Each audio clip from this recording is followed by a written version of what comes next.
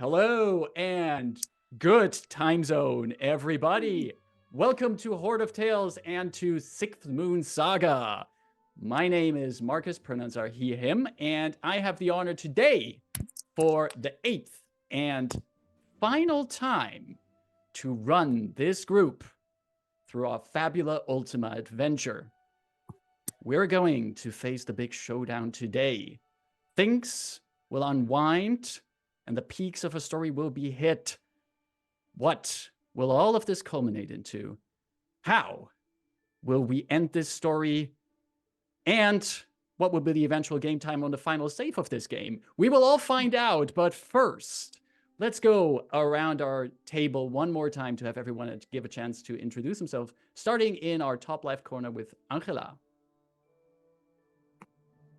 Hello, my lovelies. My name is Angela Lemos Mogrovejo. I use she, her pronouns, and for the last time, for a lot of different reasons, potentially, I'm going to be playing Genevieve Vivi Olmos, who uses she, her pronouns, and is our arcane inventor, who is a tinkerer, a sharpshooter, and a wayfarer. Fantastic. Glad to have you. Moving over to Gabrielle. Hey everyone, I am Gabrielle. My pronouns are they and she, and I am playing in Luara, the Moon Princess, and I am hoping for murder today. Very honest. That's how we like it. Nikki.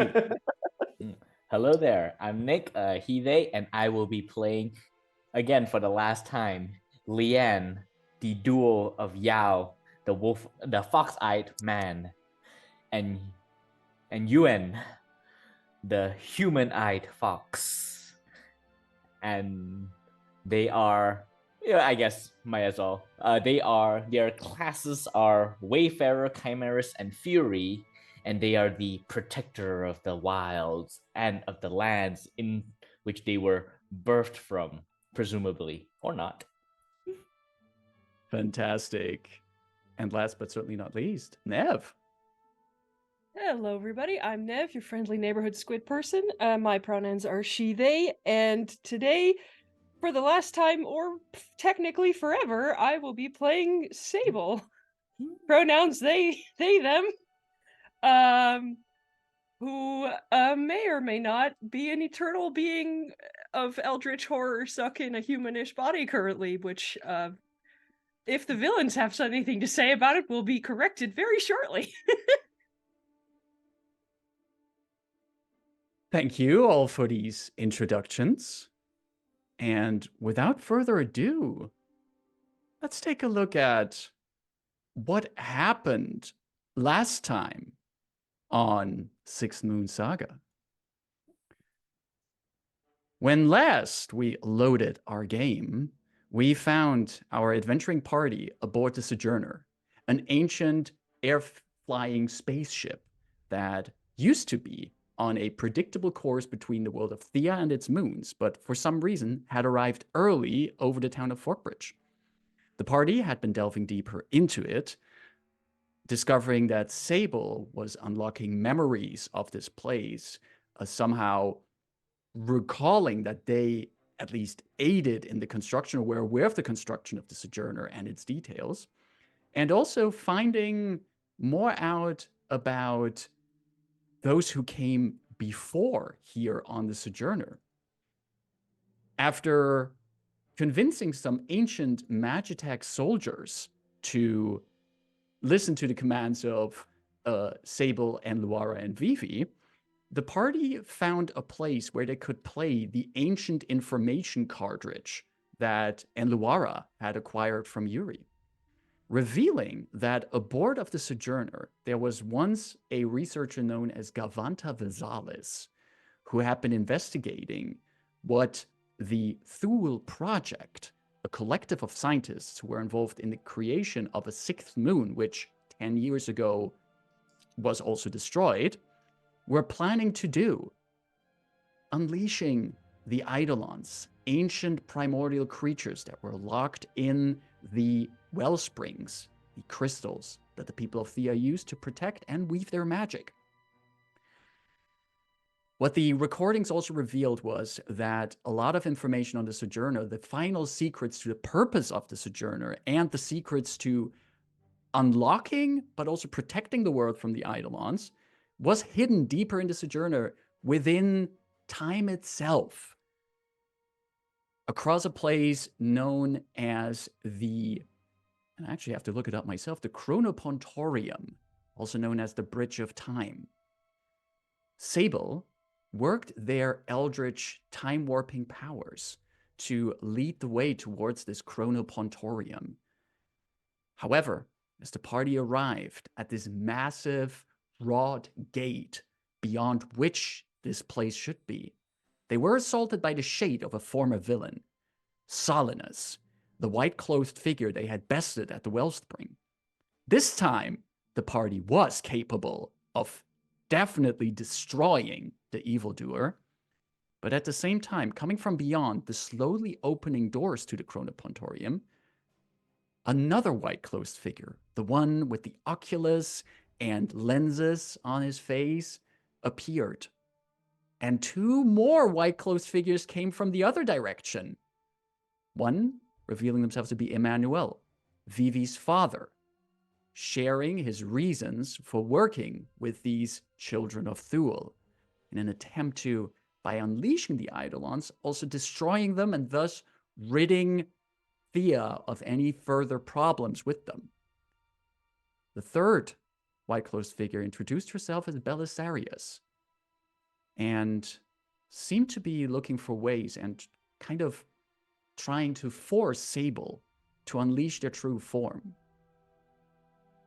When Belisarius got impatient, we ended the previous session as she drew out a long, sharp blade and lunged towards Sable. That is where we're going to pick up today. And that means that we're picking up with some initiative checks, people. Who of you, Gabriel or Enluara, has a question? Yes, I have two questions, as a matter of fact. Just checking. How many Fabula points do we start with this time? Whatever you have in your because I was not character. there last time. So yeah, you did one. get. Great. I think you did get last session. We actually have that in the notes. How many Fabula points you got last? No, that was how many you spent, not how many you got. There was the introduction of at least one person, so there's at least one Fabula point. At least one team. Fabula point. Okay, so let's say that I would have. I believe we got two because there were two villains introduced. That is correct. That's true. Because basically, that's true. Nev's right. There's two Fabula points. It's not instance, it's number of villains. So Nev is correct. Yeah. So and finally, I know we're gonna roll for initiative, but can I protect? That's my one move in this game. We'll have to see. We'll have to see. We're fast enough. So, as we know from initiative at this point, the initiative is a group check. So I need to know who of you will be leading the check. Who of you wants to be the one that leads the check? I believe narratively it should be either Leon or Vivi because both of them had their weapons drawn. Yes. I'll say you know what, I'll do it because because Leanne has resolved themselves to protecting Sable anyway. So seeing this very clearly aggressive move, they will move. Or rather, Yao will move. All right. So that means that Leanne will wait for a moment as the rest of the party is going to support this check. So I need everyone who isn't split over two characters to make a dexterity plus insight check.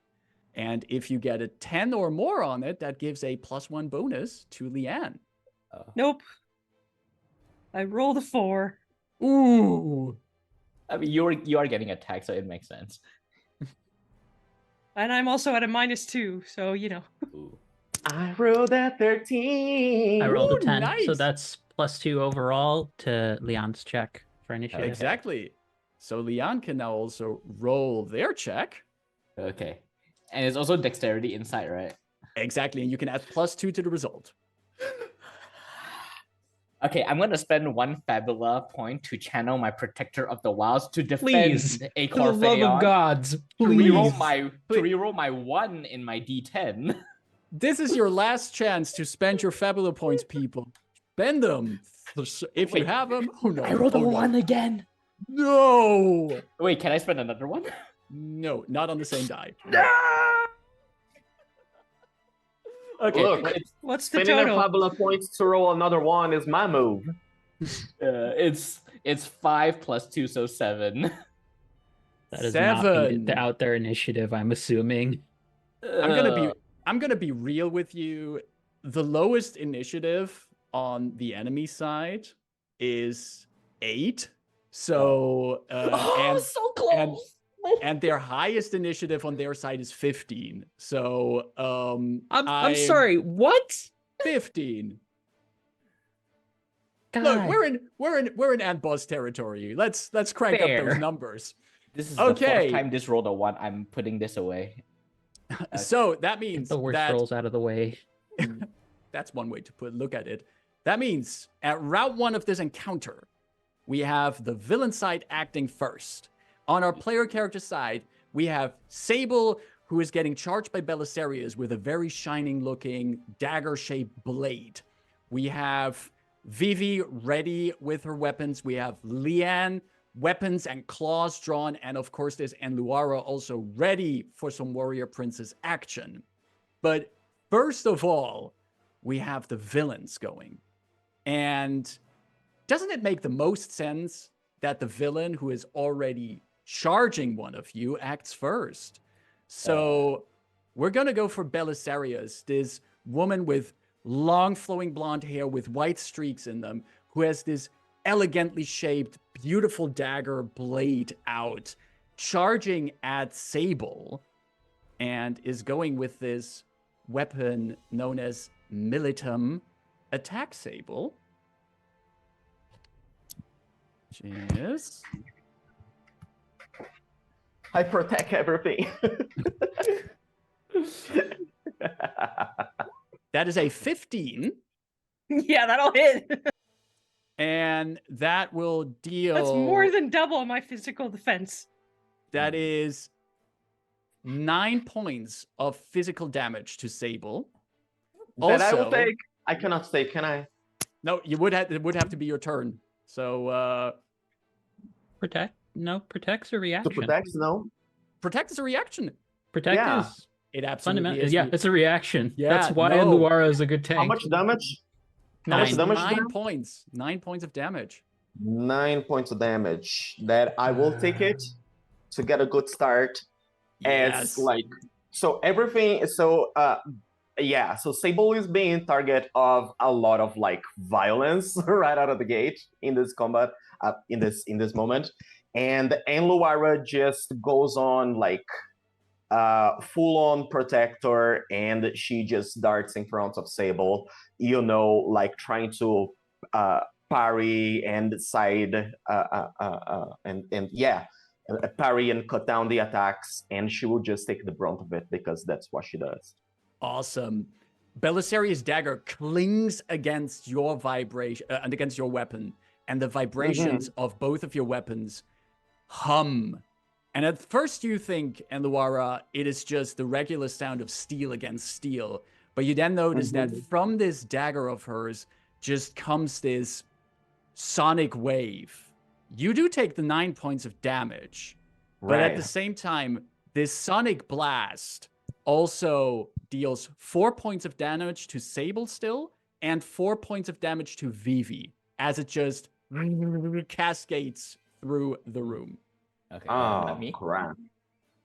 And Belisarius, however, also looks at you and Luara, noticing that she didn't hit her target, and she looks up at you, and she gives you this challenging grin, as if this really amuses her. Yeah. And Luara is like bracing, like all of the, there's a little drop of blood that pours out of her ear, and she just immediately just like flips the blade once, and is in like. Awesome. that ends the villain side, and we go over to the player character side. Who of you would like to go first?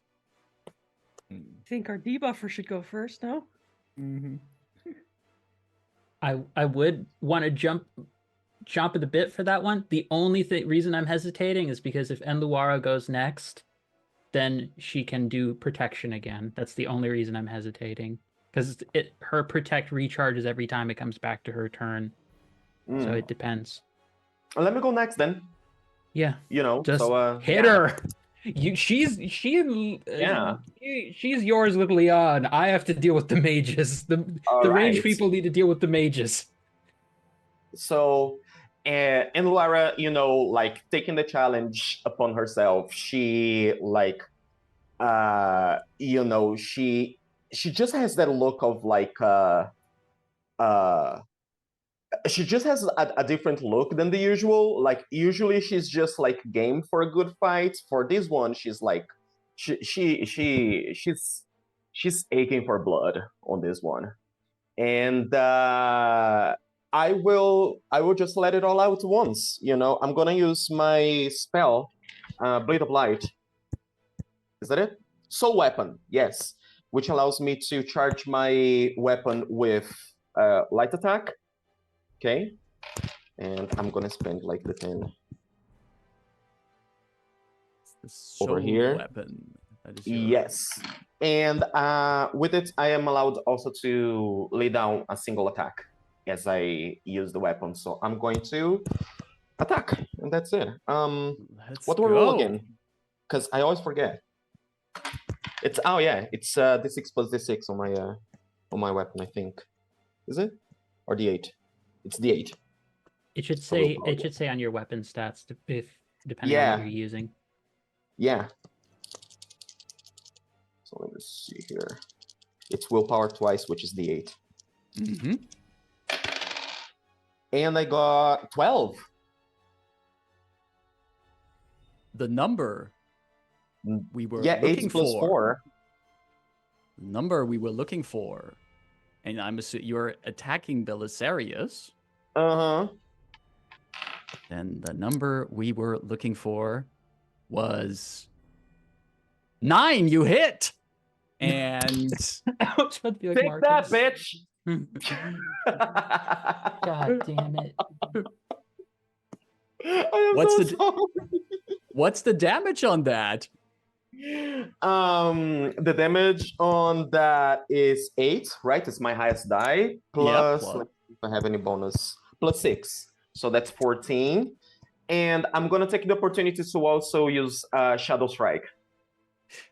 All right, I did double check something on Shadow Strike, by the way. Yeah. So Shadow Strike, one of the things that we did play wrong previously on Shadow Strike is that you used it as like kind of an additional attack. Shadow Strike is its own thing, so you cannot add this to your soul weapon at this point. However, okay, never mind. However, I do also have good news for you. What was the damage that you have for total now on your soul weapon attack? 14. How about you double that? Because your soul weapon attack makes it a light damage type. Hurts them. And as you bring down your weapon upon Belisarius, you see that that light just burns across her white robes and they bleach all over the place into this pale gray, a deep wound and a sizzling sound coming from her as she slides back from you, grunts in pain. And where there was this playful smile at you first, now she scowls at you because you just gave her in one strike 28 points of damage. Yes. And and Luara just like, you know, flicks the sword once more. The upgrades that Vivi did, like she activates it and it goes like whip-like on the ground, and a single wave of darkness runs through it. As she holds her runic shield up, you know. ready for that protection where necessary. Fantastic. That's a great way to start on the player side. But we switch over back to the villain side, and we're going to have Emanuele the Artificer act next. Observing the situation, seeing this strike at Belisarius, Emanuele quickly glances over, looks at Vivi, and then reaches quickly for his belt, where he just pulls out a little Magitech gizmo, presses a button, and apparently dropping from the ceiling, landing in this superhero landing pose, and then standing upright is a similar looking Magitech soldier that you have earlier seen, a similar model, this bulky figure, but without the symbol of House Visalis on it. And this Magitech soldier is now just folding back one of its hand to reveal this kind of blaster cannon arm. And Emanuele seems to be controlling it with this kind of remote that he holds. Soldier takes up a defending position, eyes glowing in its way too small head for the rest of its body as it joins the fray on the villain side. And that is also, however, Emanuele's turn. So we're going back over to the player side. Folks, mind if I take this? GM, Yeah. is that construct by any chance a soldier rank? It happens to be a soldier rank. Okay, Uh-oh. this is gonna suck because I can't use my goddamn cannon if I do this, but oh no, wait, shit, that's mine points. I can do it. Never mind. This will suck for other reasons, but I'm going to spend 10 mind points and I'm going to use an action and I'm going to use Magitech Override. So this is an opposed insight versus insight. So this is insight check, me against you, And it's to see if I can take. It's the insight of the construct that you're trying to... Against a construct. It's not Emanuele, it's the construct. So that's double insight roll on my end and double insight on yours. You gotta beat a 12. That's a crit I got on it. That's a crit. Ooh. But you gotta beat it. I think you can beat it. That should be possible. Remember, you can also spend Fabula Point to channel the strength of your bonds onto your rolls.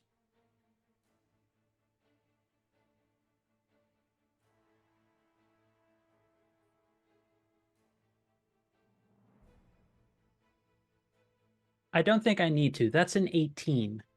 Ooh. And is that... Oh, that's a... Wow. Wow. Okay. I think not. What does it look like as Vivi takes over control of this robot her father just summoned to the battlefield? I think there is a moment where Vivi sees the construct drop down, and I assume Emanuele has a look somewhere between like, this is necessary, but I'm not gonna enjoy this, like on his face, and all she says to him is, "You know what you're doing. Don't even pretend like you regret doing this at all, or that mom is going to kill you for this. That is if I don't first." She runs over and she just like pulls out a shard from one of her personal sets that she's been working on, and then like knocks the device out of his hand, shoves it into the device, and it lets out, it has a spiritous bent of like energy to it, and seizes control of the construct. That construct is now mine. And there's just this, at first this construct was facing your way, Vivi, but as you finish this move and override it, it swivels on its torso, turning 180 degrees, now just facing towards Emanuele, and is just starting to analyze its new target. That's your turn? Yep, that's my turn. We have a friend. You have a friend, but you also have enemies on the scene here, and it's their turn again. And how about we look what Procopius the Scholar is gonna do? The white closed figure with this apparatus of lenses and visor-like thing on his forehead. He's just standing there. Do you know this typical anime smart villain pose, like with the finger on the chin and everything, just analyzing this? And yeah, if it was glasses he was wearing, he would like pushing them up. But at this point, you see these lenses, this gear that he has on his forehead, the lenses shift around, trying to find the right focus and whatever he's analyzing. And he's assessing the situation. But at the same time, you also notice that very similar to Sable, dark entropic magic is weaving around him. And he is casting some kind of entropic magic at this point and just says, yes, these are the calculations I was looking for. And I need to quickly double check if I'm doing this right. Yeah, I'm doing it right. That's his turn already. Just some calculations. What could ever happen there? Hey, it's the player's turn again. Who would like to take their turn? Yeah, I shall take my turn then. I am going to, seeing that Belisarius has retreated a bit away. I sense weakness, so I'm going to charge forward and slash at her with my claws. And hopefully I don't roll ones again. 16. That's a 10 and a 6. Would you please re-roll that? As Leon charges over to do that, one of these dark entropic magics of Procopius is just hitting over at Leon and is quickly rewriting what is happening. Very similar to Sable's divination trick. So the one time I rolled high. Wait, do I reroll both dice? Both. You reroll both dice. Okay. Shit. I rolled a 10 and a 1. I will. Well, we already know that 11 is enough to hit Belisarius, exactly. So you don't need to spend. Oh yes. Yeah. Okay. Yeah. Yep. All right. What's the damage? All right. So that will be 16 damage. 16. Yep. Claw, shred, blood. Okay, maybe not blood, but yeah. A lot of claw, a lot of shred. Yeah. Even defying whatever kind of fate-altering magic Procopius was trying to do, Leon still hits through and unleashes on Belisarius. Yeah, bypassing magic through sheer determination. Awesome. Just slice through it. His eyes are glowing yellow, the way a fox's eye does. Amazing. That brings us back to the villains. But hey, there's only 3. Do they still have turns? Yes, they have turns. They have multiple turns because they're the bad guys. And we're going to, let's say,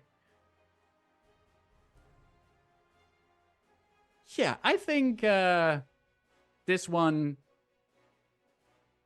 let's have Emanuele act again, who has just realized that the machine that he brought to the field has been overridden by the talent of his own daughter. And even with the words that are being flung at him, he can't not be proud of that Vivi has just, in just seconds, hacked this robot and taken over control. But he just very briefly has this smile on his face, but also tears in the corners of his eyes as he pulls one more gizmo from his belt, and assembling around his hands and arms is just this, and then resting on his shoulder is this magic cannon that just flies up out of pieces that extend out, lights glowing on the side, this kind of loading bar indicating that the charge is ready, and he's aiming it at the Magitech soldier, and is going to, I am going to roll. On his next turn, you have to spend your action to make it. Is that true? You may perform the inventory action, Inventory spend action, 3 okay. points to make it. It doesn't say you get an attack with it. That's why I'm waiting on using my goddamn thing. Not only is Vivi hacking things here, Angela is rules lawyering us I'm- correctly here. That I is am true. so terrified of this fight. I'm Is- so on edge. I will take is- any advantage we have, even if it's just, no, you wait. That If I is have to wait for my cannon, you have to wait for yours, damn it. valid. The cannon is badass and big on Emanuel's shoulder, but he has to wait until the next round to actually use it. And we go over back to the player characters, and I think there's only one character left of the player characters who has not acted yet. Oh, and the soldier, the Magitech soldier, is still there as well. So it's Sable and the soldier is controlled by Vivi. Should I divination? Should I stop or slow, or should I attack? Destroy. Well, they're resistant to shadow damage, I'm assuming, if they're weak to light. Yeah, So so I until don't we know can if figure out my a way to hurt shadow them. stuff is gonna do a whole lot. I have one spell that's not shadow magic, but that's my entire MP pool right now, so Yeah. might be more useful to do something else. Think of it this way. Belisarius is their melee person. It seems like Gropius is going to be buffing, and Emmanuel is about to just fire a cannon. Deal with whichever threat you think is the biggest, but we know Gropius is using the damn divination magic too, so it's your call, Nev. Let's see.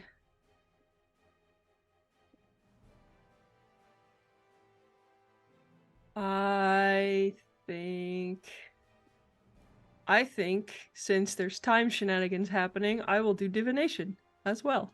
Oh. Just tap into the time bridge that we're literally standing on top of right now. Why wouldn't you? That means you're also weaving those dark entropic magics around you.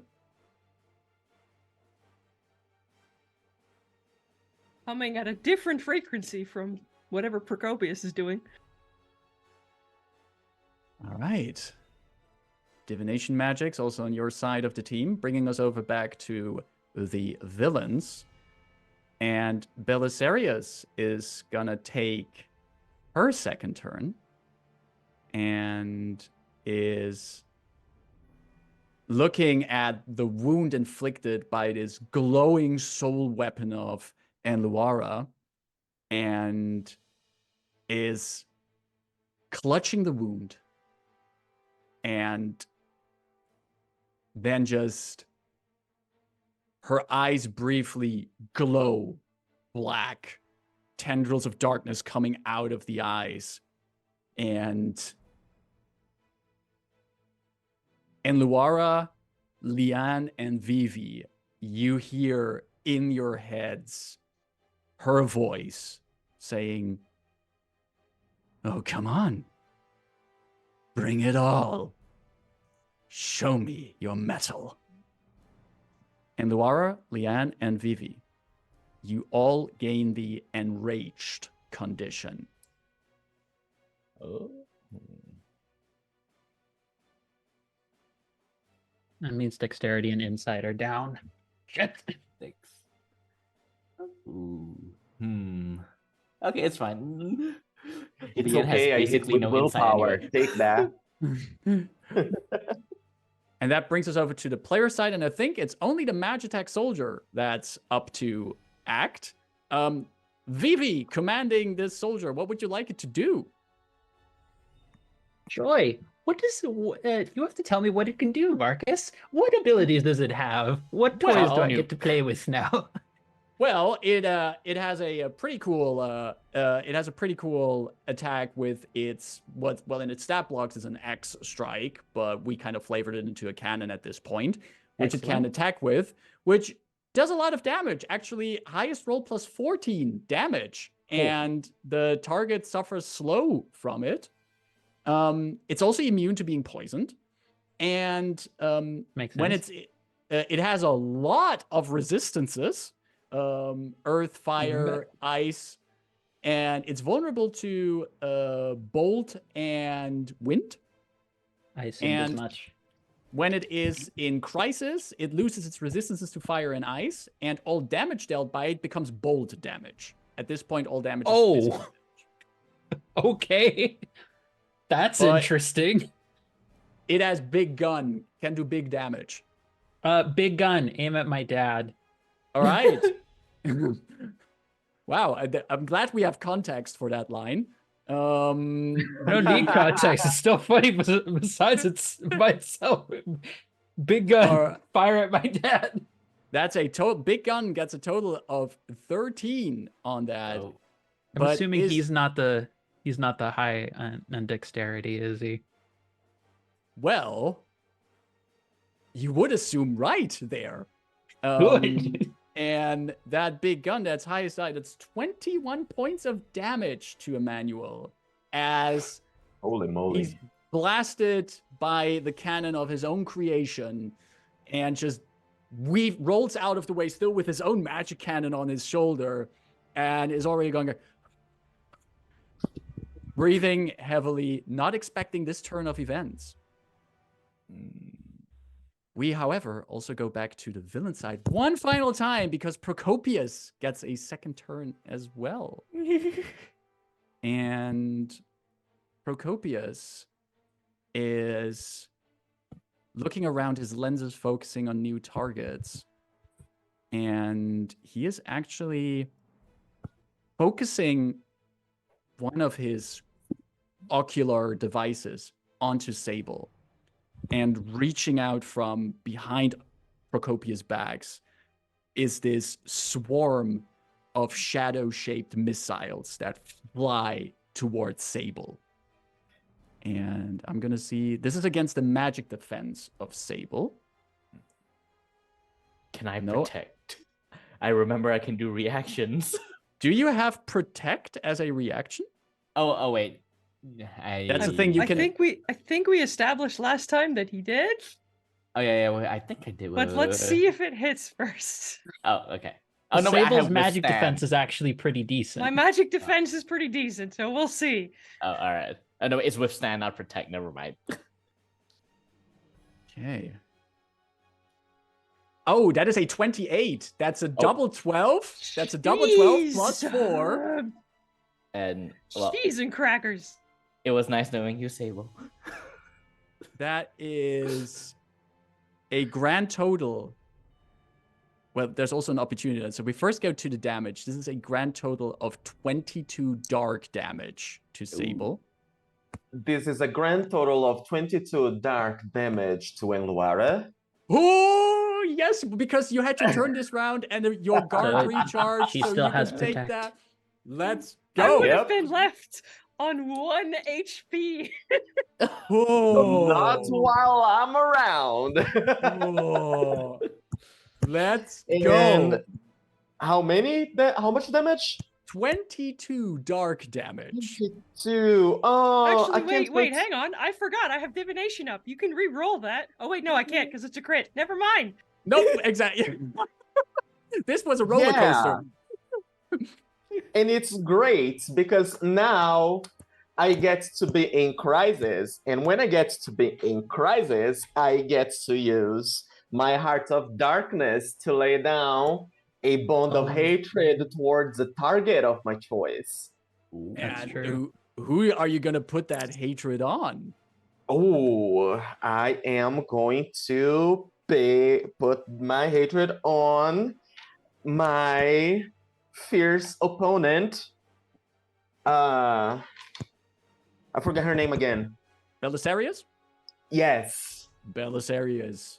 Yes, I will hate upon Belisarius right now. So let me take that damage. 22, you say, huh? Okay, I'm in crisis. I have a bond of hatred towards Belisarius, which means that I have to take that bond out of someone else. I am going to take I'm gonna take admiration away from Leon at this moment because, like, with everything that's happening, like, anyways, Laura would be feeling a little bit shaky on that bit, like, with, like, I don't know. It does. To be honest, that doesn't feel right either. It's a conflict. It Yeah. doesn't have to make sense at this moment. You also just got Anyways, blasted. I will just yes, and you know what? Yeah, and Luara just puts up the shield, you know, trying to take the brunt of the attack, and like she rolls on the ground like, you know, you know, kick the trash for a moment, and then she gets up, like, you know, cleans up the mouth and says, "Oh, now you've done it." And with that damage you take, since this was a crit as well, Procopius gets an opportunity to spend. Not only did you take those 22 points of damage, you also get the weak condition from this. Oh man. Okay. All right. And that, after a round 1 that had us already see Luara dodging in front of fire and attacks, seen Leanne defy the power of magics, Vivi hacking Magitech soldiers, and Sable preparing these threats of fate. We move over to round 2 of this encounter, and we start with the villain side. And we are going to start this time with Belisarius, who is going to launch another attempt with this humming dagger in hands, launching towards Sable and making an attack. And I should not try rolling my dice in the Twitch chat. That will not work.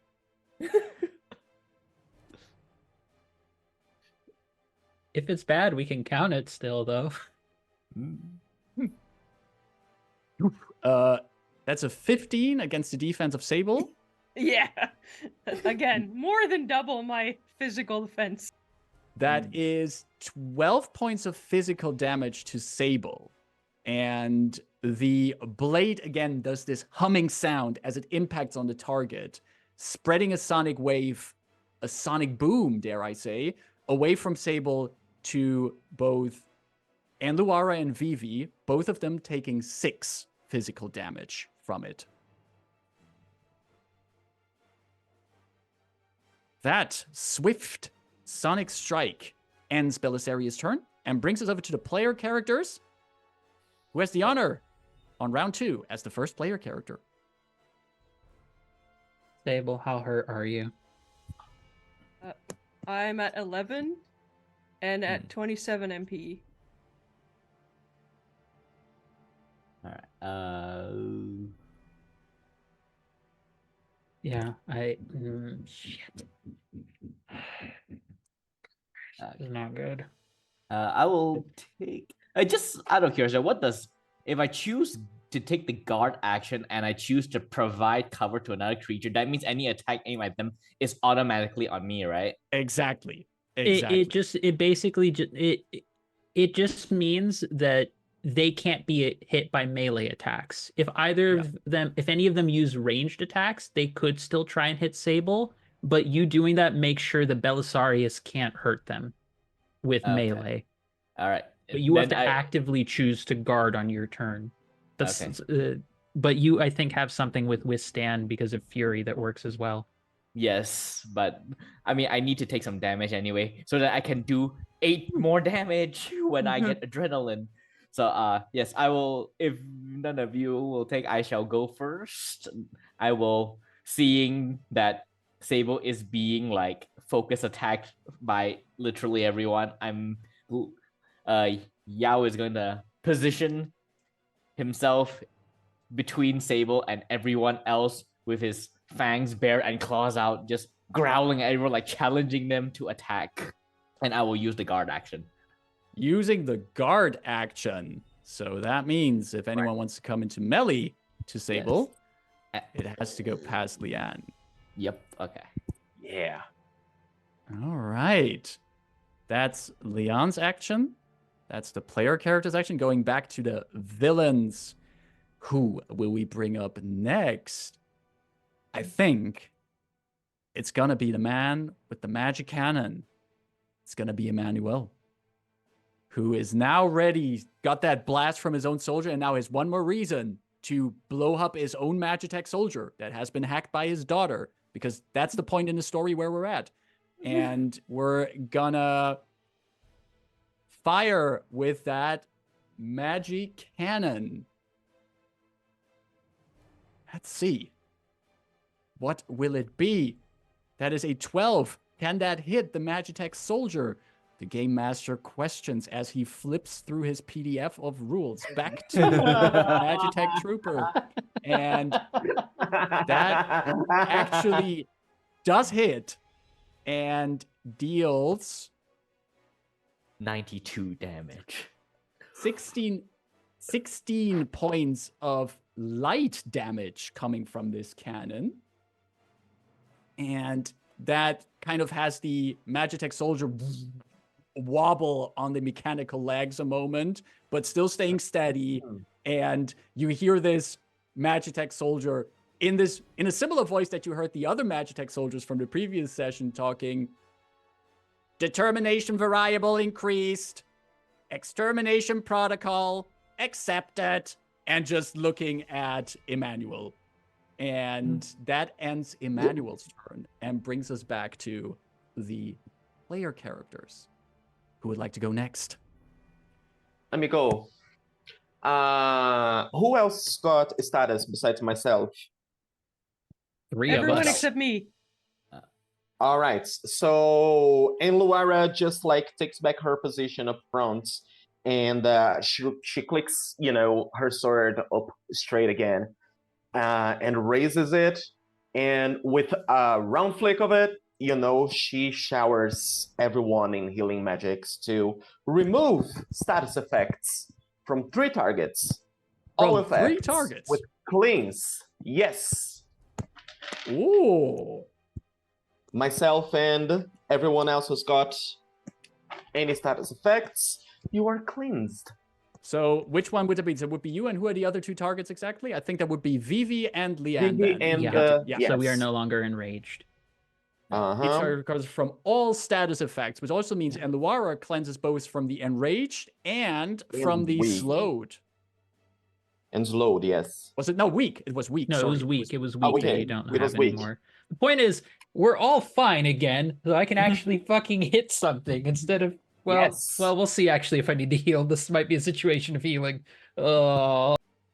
Beautiful healing magic is And showered then- by Enluara.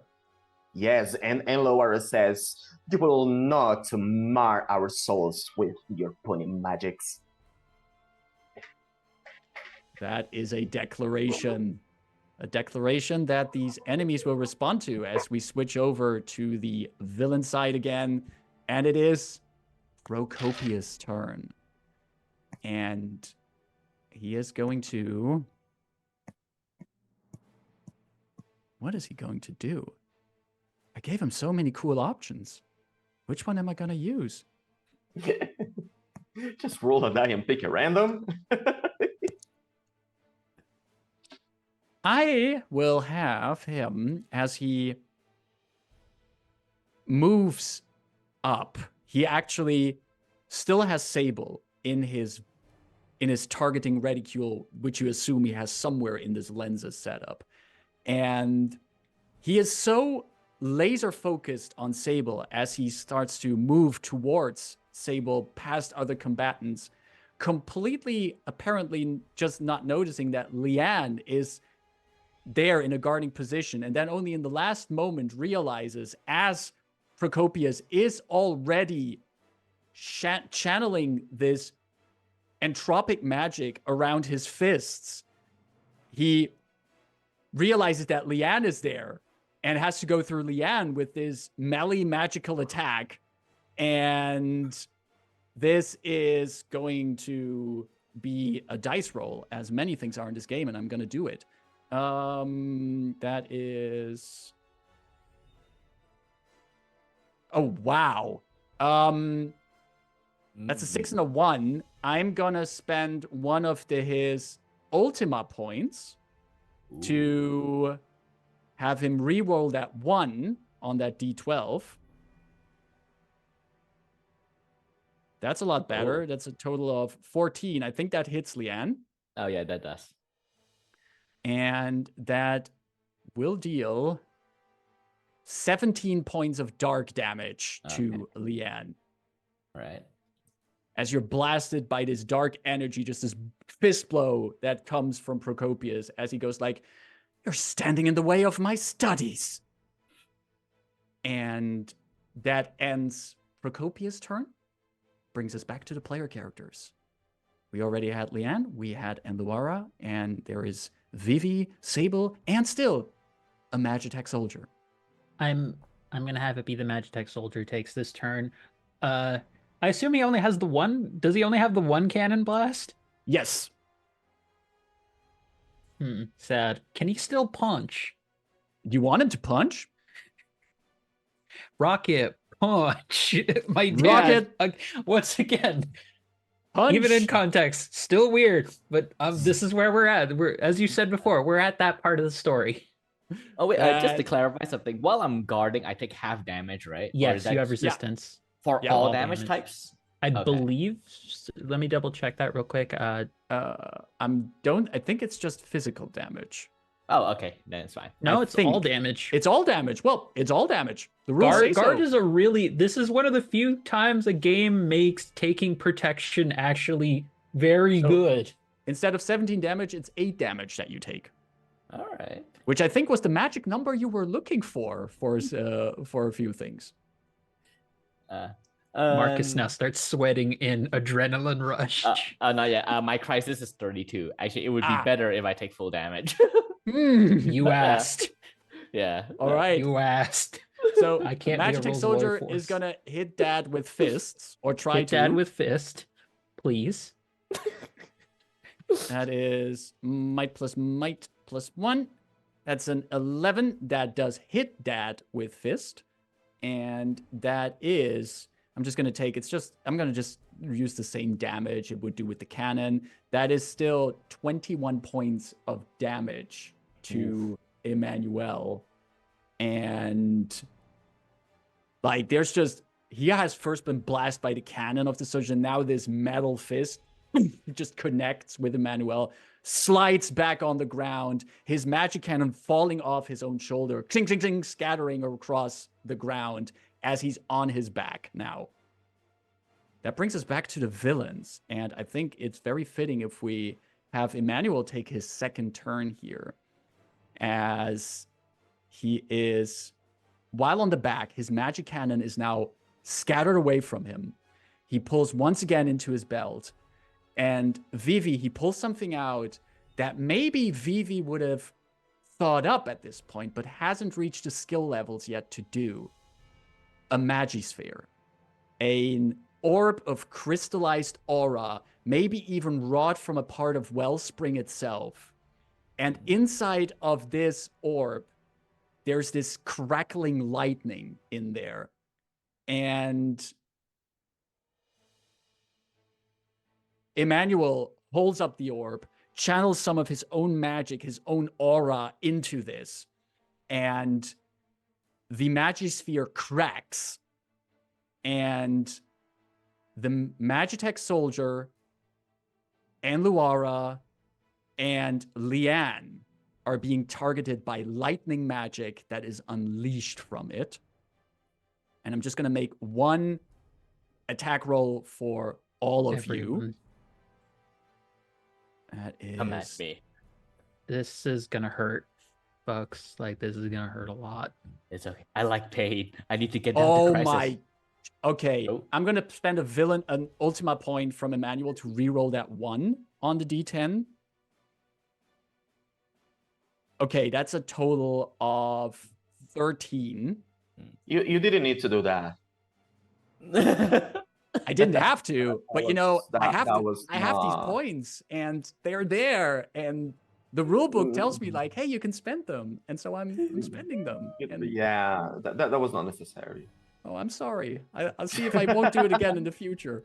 So that's a 13 to hit the Magitech soldier, which hits the Magitech soldier. Does a 13 also hit Enluara? I'm pretty sure it does. It does. My magic defense is 11. And does it hit Leanne? Oh yeah. Then My magic defense is 6. as this Magisphere crumbles, all of you, every one of you, takes 22 points of air damage from this blast of elemental lightning. Ooh, I might be out. Which also means that the Magitech Trooper is vulnerable to this, so taking double damage from this. And yeah, this Trooper is in crisis as it's blasted by the energy. Parts of its armor plating just falling off, and its core, its engine, this magi-technological bit on the inside is exposed now, as it's now having an exposed core, and lightning energy is now scattering all over the Magitech soldier. As you can hear blaring, crisis protocol engaged, crisis protocol engaged. And Emanuele just discards the remains of the Magisphere and ends his turn. As we go back to the player characters, and I think we have Sable as the last one on the player character side. And Luara having a question, if I see this correctly. Yeah, I think I'm out. But I forget that I have defensive mastery. What does that do? All damage I suffer is reduced by 1. That was like, which I keep forgetting. I got hit 3 times this combat, right? So let's say you would have 3 additional from what you have right now. So you're still at 3 hit So points. I have exactly 3 hit points. Fuck. Sable, do you mind if I take the turn right now? That's fine. You still had a turn, I believe. Or Yeah, did you I already do. Something? Marcus forgot that I didn't have my That's turn true. yet. That's true. Yeah, go ahead. God. Go ahead. Okay. Oh, God. Pain of it all. I'm using 3 of my remaining inventory points in order to make a goddamn remedy. And I'm going to chuck that onto Enluara so she gets 50 hit points back. Woo! And because I have Potion Rain, an additional effect kicks off from that, which give me 1 sec while I pull up my sheet for the exact. When you create a potion, restores a single creature's HP and MP. You also have it affect 1 additional creature. Oh, wait, sorry.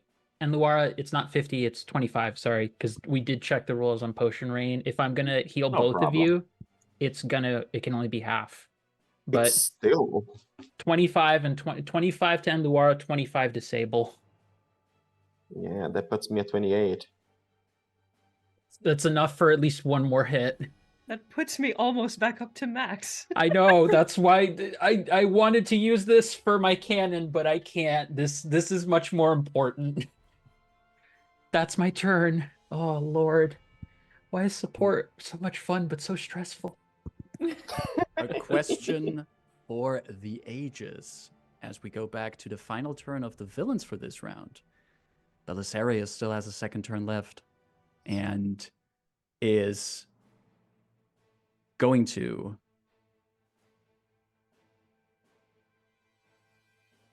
Leanne is still up there, right? Still guarding Sable. Yes. And I'm going to be fair here.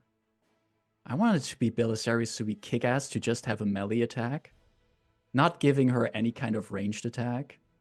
And now I'm looking at Leanne and I'm looking at Nikki, and I think they're pretty pleased with this choice I made, as Belisarius is charging over, seeing Leanne, who just absorbed a hit from Procopius, who was so occupied with moving over to Sable that he didn't even notice the duo of Leanne being there. But Belisarius very much is aware of that and is going to strike with her dagger at Yao, the human half of this duo.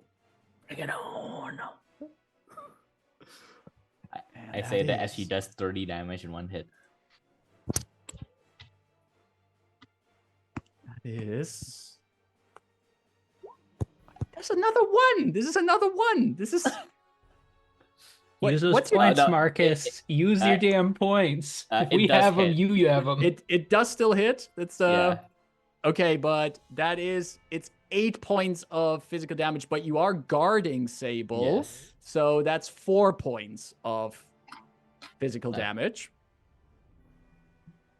Just a photogenic cut on the cheek. And however, as this blade impacts again, it sings again, the steel vibrating damage over, dealing 4 points of physical damage to Sable from this echoing, and 4 points to Vivi of physical damage. And that were all the turns on the villain side, but we still have a turn left on the party side, and that is Sable's turn. Oh, okay. Question again, do I attempt to damage, or do I slow someone, or do I stop one person? Stop. Or Use a stop. I could mind steal Procopius, who seems to have the most powerful magic. Yeah, do that. That would actually go a long way to stopping some of the worst. Because I, not to say my dad sucks or anything, but I think I can take him right now. So I'm not that worried about him. Okay. I'm worried about the other two. Sorry, Drain Spirit, not Mind Steal. Neither suggest good things, Nev. Both sound really bad. And that means my Drain Spirit. That You is make an attack a roll, yeah. 14 to hit. Against the magical defense of Procopius. What's his magical defense? A 14, you said, right? Oh, +2. So 16. Yeah, that hits. Yeah. I keep forgetting I have a +2 for my magical artillery thing. So they lose 25 mind points. Whoa, okay. Because I rolled a 10 and a 4. Mm-hmm. And I recover half of 25, 17? Wait, Half of what? 25 would be 12? 12. 12. Okay, I recover 12. Well, less but anyway. The net gain is not so much because I spent 5 on the spell, but it's fine. As So you worth do, Sable, could you, and maybe this is not so much Sable, but maybe more Nev, I'm asking this to. There's something that maybe Sable wouldn't be immediately aware of, but the rest of the people around them would be. Would you describe to us how... So, Sable weaves their thrumming deep bass magic around Procopius and drains some of his magic, not noticing that the time bridge bubble thing we're standing in front of is bleeding into their shadow, merging their shadow into multicolored starry galaxies that they can't see, they're not paying attention, but their shadow is like extending like way farther than it should at this point in time. And with that, there's a clock starting. We're starting the Sable clock. The Sable. Throughout this encounter, Sable will slowly reveal what has been inside of them. With every tick of the clock, something is going to happen. Some of these things, Sable or Nev have a choice on what they are. Some of them happen at a certain number of clock parts. With the first slot being filled, Sable can pick one of the following. Restore 20 MP for each party member. Restore 30 HP for each party member except for Sable. Or restore 2 inventory points for one party member. Which one would you like to pick? So how low is everyone's HP right now? I will say I don't want to be healed because I need to be low to do my thing. So How low is everyone's MP right now? I can't do any of my stuff anymore. That overriding I'm at got about a half. lot bang, but I'm at 8. I need to recover some in order to do any of my moves now. Yeah, I don't use Okay. MP, so Well, I do, and the other two do, so Yeah. I'm going to choose everyone. You get sort of a weird gut feeling as some of that multicolored magic ooh, like sparkles and weaves, distorts off of Sable towards all of you, recharging 20 MP for everyone. nice. All right. I got my Sable clock set to 1. And that ends round 2 of this encounter, moving us over to round 3. At the start of the encounter, also, these children of Thule witness that their change is happening around Sable, that it is empowering the companions of Sable, and that the chronoportonium that is basically behind you seems to be humming now, calling out to whatever ancient energies are slowly coming back to this point in time. Emanuele, with the remains of a magisphere in his hands, looks over at Procopius, who in turn looks over to Belisarius, who is going to take her turn. And her turn being...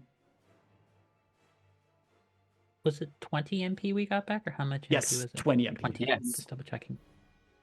Belisarius is going to spend an Ultima point to disengage from the fray in melee, sink deep through her knees, and then make this vaulting arc over the combatants, shadowy trails behind her,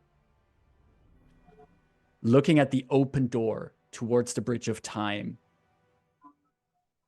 and rushes away from the fray into the Bridge of Time. That brings us over to the player characters, who's going to take their first turn with only Procopius and Emanuele set on the scene. Can we give chase? Do you want to? Whoever wants who gets a turn can go and chase, but that would also remove you then from this combat until we move over to the scene where you're chasing to.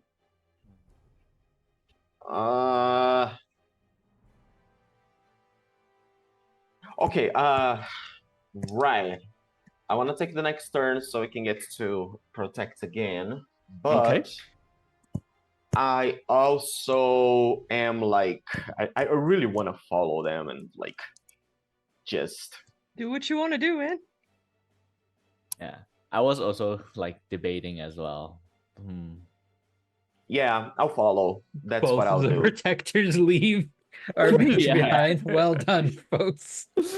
All right. Sable seems to be turning into some eldritch entity anyway. No more protection necessary. Bye. So... Yeah, and Luara is just, oh no, you're not gonna get away. She's just like mad, and she just jumps like into the time portal. And if I get the chance to like hit Belisarius in the face, I will hit them in the face. I did already spend the ultimate point to actually remove them and have them flee. So you can give chase, but you cannot attack them at this point anymore. Just yet. Yeah, All right. exactly. So yeah, so I am going to... You want to give like a goodbye whack to Procopius, for example? Yeah. Yeah. I want to do that. I will... Okay, so Enlara screams, no! And she just like runs and out of the way with you. And she just, yeah, that's what I'm going to do. And I'm going to roll to the 8 because I'm going to just rain hell upon this dude. That is a 10. And a 6 10 and a hits. 4. That In a 10 hits. hits. Yeah, so my high die is But 6. how so- about you re-roll that, because Procopius still had a second use of divination up, and he's Waiting going for to it. weave that, and please re-roll both dice. And I so hate you. I'm thinking here, I have a Fabula point. How can I screw this dude? No, I can't. There's nothing I can do with this. It's only if your roll goes poorly on Yeah. this one. Well, so take this. I got an 8 and a 3. That's 11. Woo! There we go. That still hits. Yes. So like yeah, and Luara, well, I actually do more damage too. So that's 8 plus 6 for my weapon. That's a 14 14. of light damage, mind you. Right, because you still have to you still have the soul Of weapon. the on. weapon. Yes. And because no, the agony only works with Belisarius now. All right. Since also Procopius has a weakness, a vulnerability to light damage, that 14 becomes 28 points of damage, slicing him. And there's actually a crack in this visor that he has on his forehead.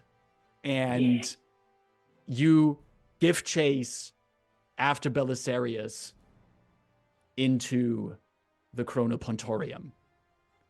Da. That brings us back to the villains who have... Let's go with Procopius then in that regard. Guard is only up for one round. It doesn't... Yeah, it's gone from me. All right. Yeah. Well, wait. Have you had a new turn yet, No. Nikki? Oh, it's at the start of my turn. Oh, Until I the thought start of your started- next turn. started- That's Oh, I why thought I'm it was a double round. checking. Turn, So yeah. no, it's not round. It's until the start of your next turn. Oh, okay, then yeah, it's still up. So- because Procopius can't hit Sable right now. Once again, guard is really good. This system is very good at writing mechanics that make protecting worth like putting time into. It's great. Procopius is then... Well, he can't hit with the melee attacks, but Procopius has a ranged attack. oh boy. So he is again gathering shadowy energy and assault and firing at Sable another cloud of dark and tropic needles. Let's see. It's again. It's willpower plus willpower. And Procopius is a very will-powerful entity. That's a 20 against magic defense for Sable. Yeah, that'll hit. Ooh. I don't know if there's even any point in trying to make you re-roll that. I mean, there's always the chance of failure. That's always a chance. Good lord. I guess Two I'll try. D12s. I still have two charges of it, so That's I'll true. spend one to try to force him to re-roll. You Good could lord. do a fumble. That became a Nah. 15. Still hits. It's a lot Um, less, but it's still pretty bad. That is Shit. 17 points of dark damage to Sable. Ooh.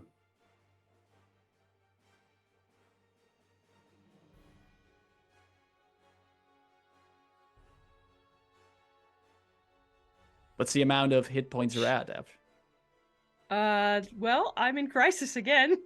Crisis again. Because that was about half my health. All right. But that also was Procopius' turn. And that brings us back to the player characters. Who's going up? I kind of don't want to take my turn too early so I can remain in guard as long as possible. I can take this turn. All right. I'm taking a shot at Procopius and my dad. I'm spending MP in order to use barrage. Barrage. So... Oh lordy. Oh lord. Okay.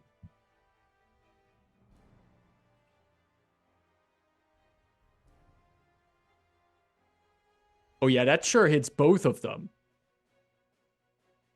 It's separate roll for each one. Oh, it's separate roll for each one. Okay. So that's 1.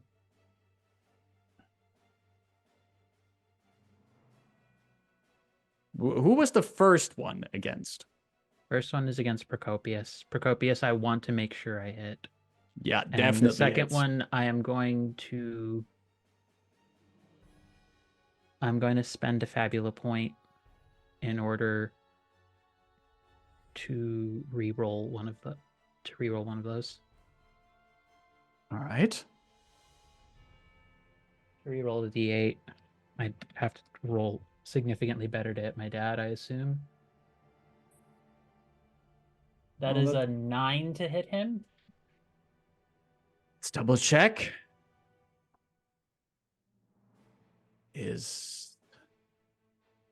No, that does not hit. But Procopius definitely is hit. Okay, then. Procopius,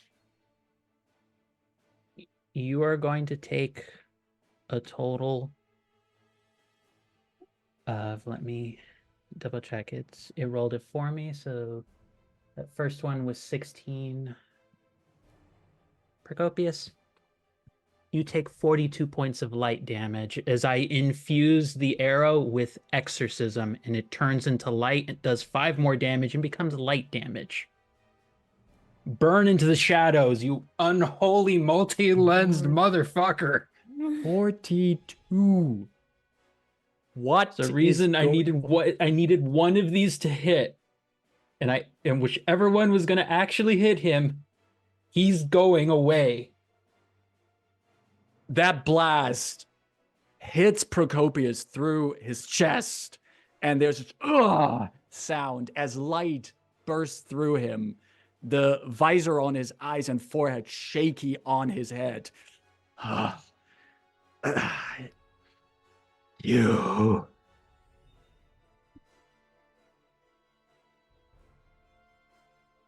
Thank my mother for that one, Procopius. And that's your turn. My turn. I don't have any big hits left. That was my only one big hit I had left. But we got to get rid of them quick. That brings us back to Emanuele, who is reaching once again into his pocket. And he rips out another crystal, and there's this soothing greenish mist in it.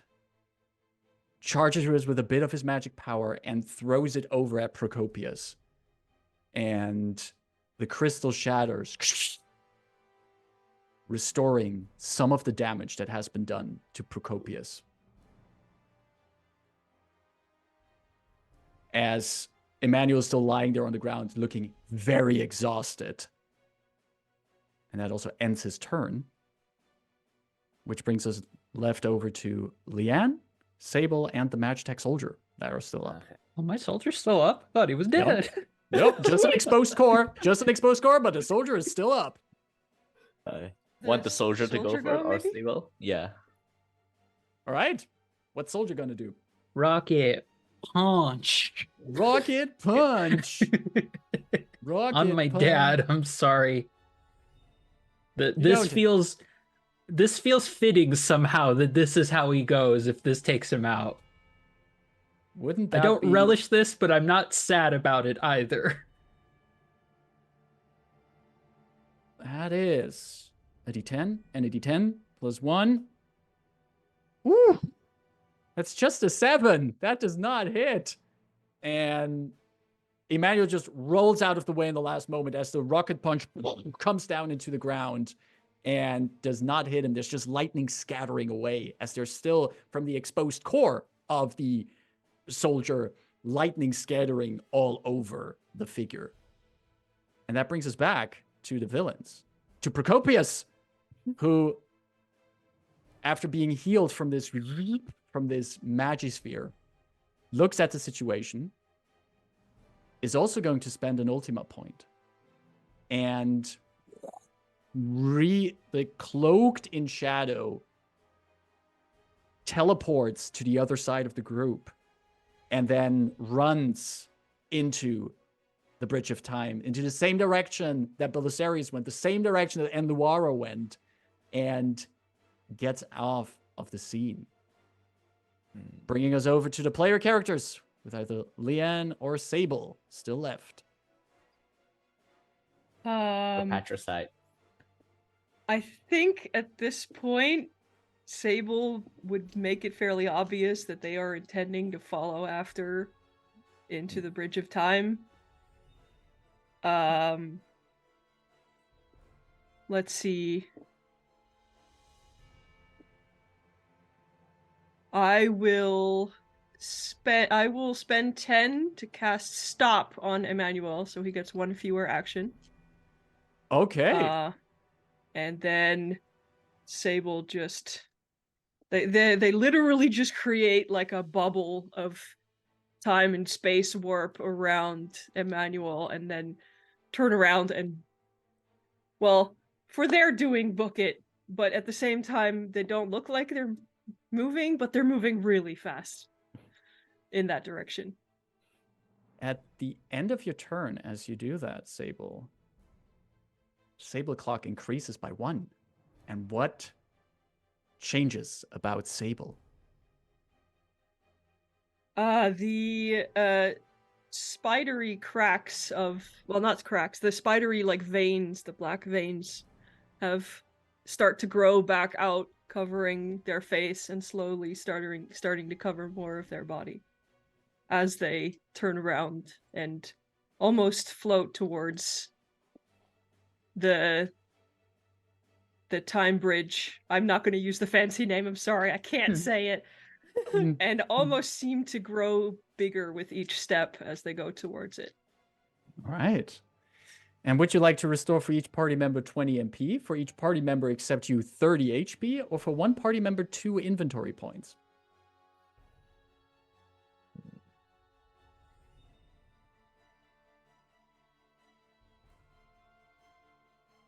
Oh, sorry. Are you hurt? Are people hurt? It's such a risky gambit. Do I take this HP to the final boss fight or get healed now? Is Vivi hurt at all? I am hurt. I'm 32 of 54. Make of that what you will. I think Sable's gonna instinctively want to protect Vivi and like wrap all 3 of you actually in, because it's the fox and the boy, with magic to heal you for 30. For the sakes of this effect, even though Enluara is already rushing away, Enluara, you also are affected by this, so you can also restore 30 hit points if you need to. All right.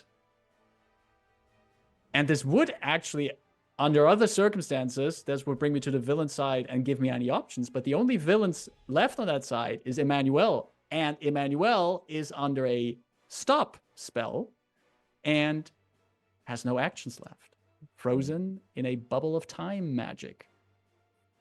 Which brings us back to, for the end of this round, with one player character left, Leanne. Wait, how is Emmanuel looking like? Is he about to like go down? Very close to, yeah, exhausted. Did not expect this kind of opposition here. Okay. Yeah, the soldier hurt him a lot. That's why I was like, it was worth taking it, because even just getting rid of one was good.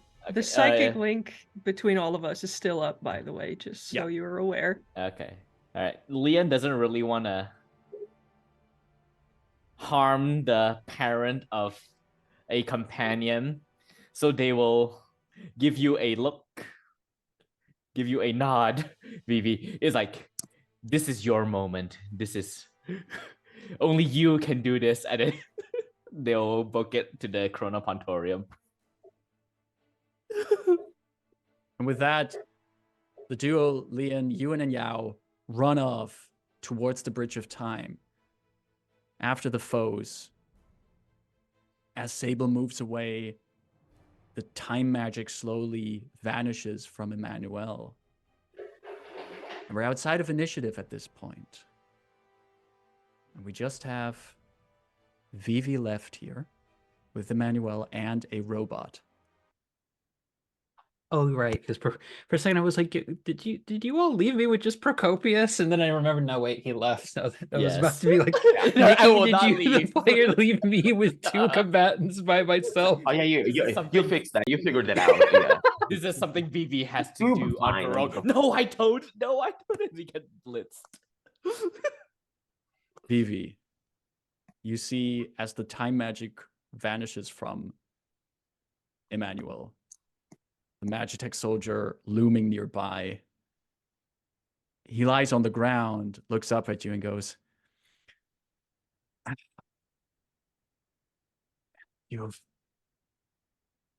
You've grown so much.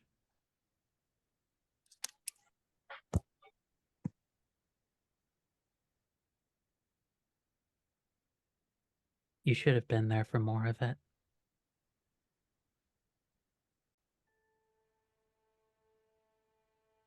I should. But have you seen how much there is in the world? Have you Yeah. seen all the beautiful places? I have. All of it is in danger. The very magics we take for granted. The very pillars that protect our people. Sooner or later, they will break free.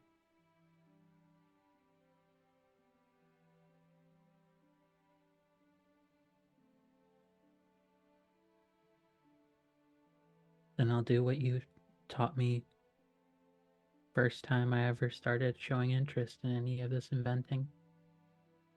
I'll learn to adapt.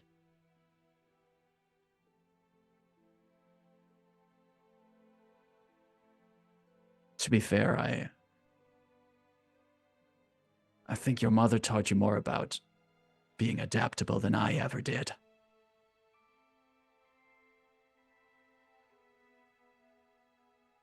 My mother taught me to value life. And I thought you were the one to teach me that too, but I guess she was the only one who cared to remember.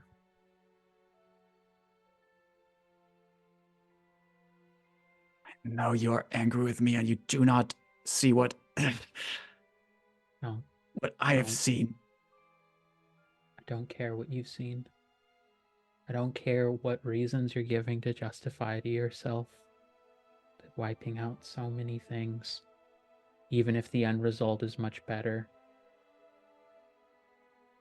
What's at the heart of being an inventor, of looking at this world of magic and nature and technology? Just because we can do certain things, it doesn't mean we have to go that route.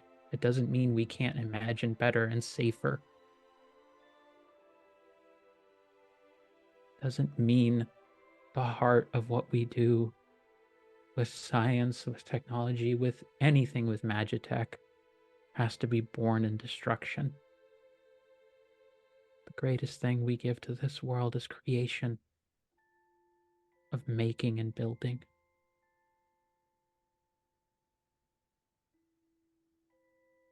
And what lies at the heart of creation, Genevieve? Conscience. Conscience and The willingness to know when you, not just you need to do things, but when you don't need to do things. Emmanuel.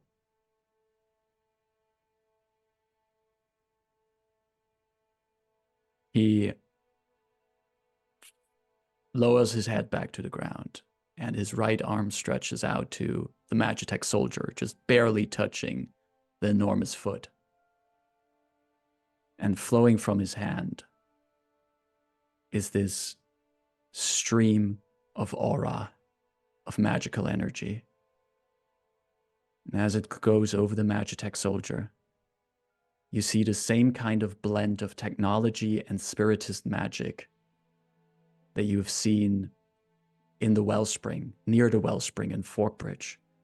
This blend, this way of fixing things that only Emanuele, your father, could ever do.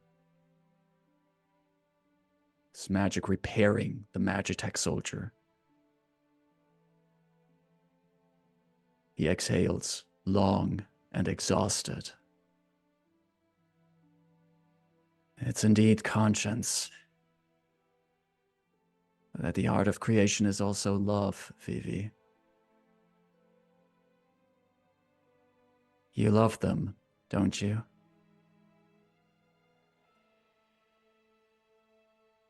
Sable. You love them. With all that I am. With everything that I have to give.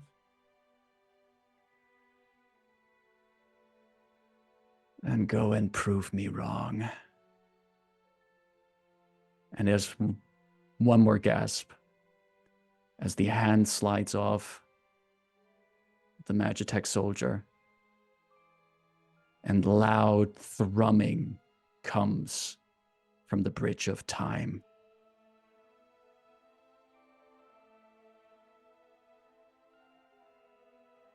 I think she looks down with tears in her eyes.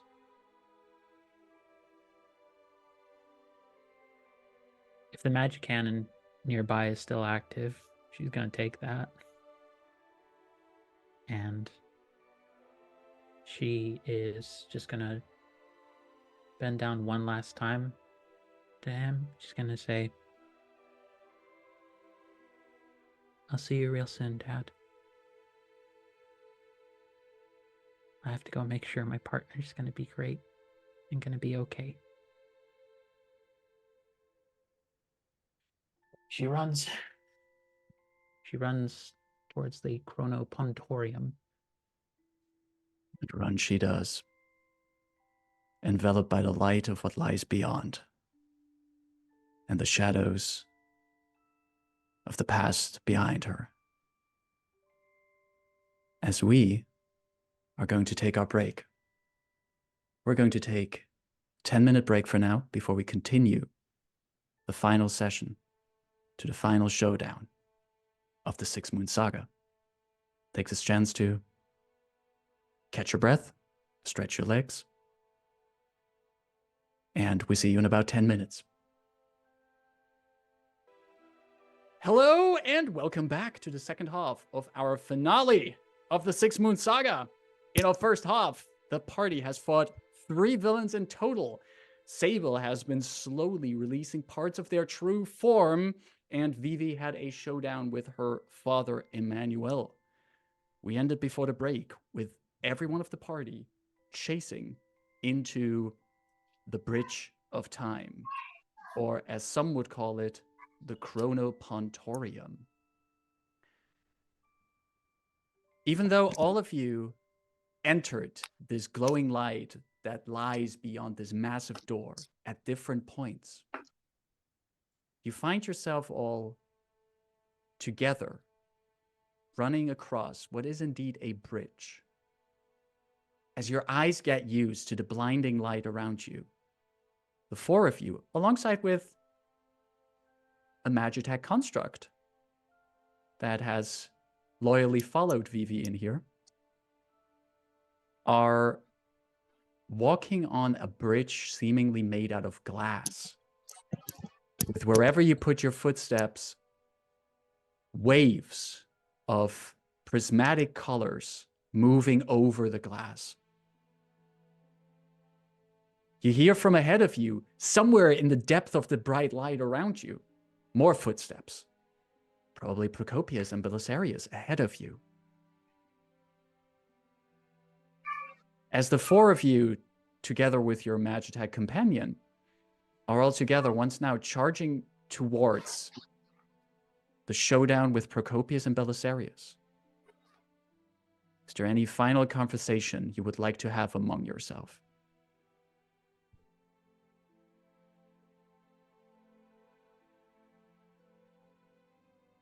Sable, what is happening with you? I don't know. They sort of do a double take as they only now register the black veins that have started like spreading down their arms, and they take off their gloves and you can see it's even on their hands now. I guess this body isn't really containing me anymore, at least not here. You are awakening. I guess so. I wish I would And remember more. And Luara approaches. She looks very hard at Sable. You know, she's very, she's stealing herself for whatever is to come. But she approaches Sable and she grabs like one of Sable's hands, and she says, "Will you still be you?" I suppose we'll find out. Right. You have been you up to this point. That's all that matters. Okay. I am going to believe that you are. Whatever happens, we are here for you. Thank you. And then, as presumably Vivi brings up the rear, Sable turns to Vivi. You okay? No, but I will be. We should hurry before I completely break. And Sable just starts again. It looks like they're stepping slowly, but they're moving at a running pace. Like the Twilight vampire super speed. No. No. I reject you in the name of God and all that is unholy. Holy sacrilege is what you've done. Sacrilege.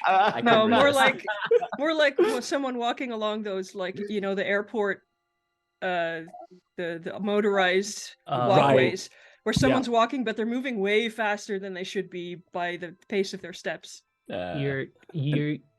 You're having a lag happening on your computer, but it's happening so fast that it doesn't look like that. Sable, as you're moving along there, thinking about your form, you notice one more change occurring as the clock ticks on. What else changes about Sable? The shadow behind them starts to almost become solid as it still has the how galaxies have mists of color at their depths. It still looks like that, but it starts to look more like a pool of ink smoking as it spreads across the floor. And they're getting taller. Ever so slowly, but consistently, they keep getting taller. Right. There's at this point, since we're at 3 segments already, there's 2 things happening for Sable mechanically. First of all, you can pick again if you want to restore 20 MP to each party member, 30 HP to each party member, or 2 inventory points to 1 party member. How's everyone's MP looking? Mine's fine.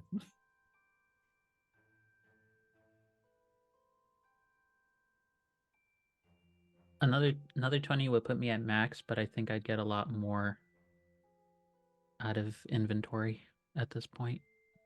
Yep. Then just Vivi, as maybe your foot touches the now inky pool of Sable Shadow, part of it goes up your clothes, absorbs into you. Additionally, Sable, you notice that something about the magic you wield seems to shift, and you unlock a knowledge of changing one of the spells you know. You are now capable, when you cast Iceberg, to have it deal any damage type you want it to deal, instead of just ice. Uh-huh. That's going to be useful. As the party goes along the bridge of time, Leon, at one point in this chase over the glass bridge, you notice you have this feeling someone is watching you. And as you turn around, turning around gives you the sensation that you're no longer in this space, but that you're moving into your mind space. The same space that you went in when you meditated and reached out to your other half. And you are in your mind now looking at the wolf and the girl again. The wolf standing close and says, "You have gone somewhere I cannot reach. But I sense you have made a choice." As have you. I gaze upon this sojourner. I sense you in its heart. When it comes down, I will drag you out of it.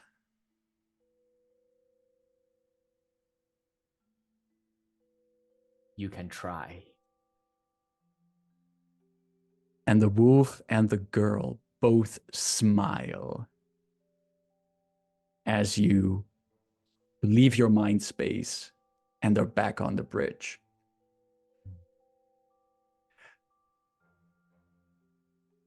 Moving along over the bridge, Sable, as you were sensing your form shape, there's also memories coming into you. You have been here before. You know this bridge and you know what lies ahead. You see memories flashing of this giant dome, a gigantic pillar of crystal and glass. You remember having conversations with other Corpheons, other beings, and you hear these words calling your name, parts of your name, but not entirely. Parts of your name that you hear in your own memory are warped, distorted, but it's almost as if more and more syllables are coming back into your memories. But you also hear them talk about that here at the heart of the Sojourner is where, if everything else fails, the solution to any other return of the Eidolons can be found, and that the Sojourner itself can be used to contain an Eidolon. And as these thoughts come into your mind, you and your party moving forwards, the light ahead of you dims, and all of you see the dome that Sable has already seen in their mind. Towering over you is a dome made out of blue glass and crystal. Panels of them aligning the entire dome. It must be, from what you see, a kilometer tall. You don't know how this fits into the Sojourner. It is massive. Holding up this dome is just this massive spire in the middle. It looks as if someone was capable of deciding how crystals grow. A beautiful pillar of varieties of crystals and shards, humming and singing, vibrant with energy. And right next to it, at the base of this pillar that goes all the way up to the ceiling, and as you look down past the bridge, deep down into a vault beneath you, crackling with a dark cloud, thunder and lightning rumbling in it. And as you look closer, also fire dancing in the darkness beneath you. You see at the base of this pillar, at the end of the bridge of time, Procopius and Belisarius, still covered in wounds from your encounter, both of them standing close to each other, and each holding in their hands what looks like a large fragment of a wellspring. What do you do?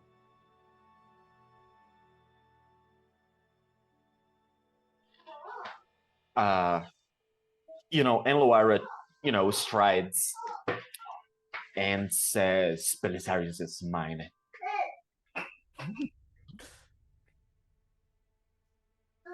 Can we She's a little bit single-minded about this moment. somehow take stock and try to figure out what it is they're doing?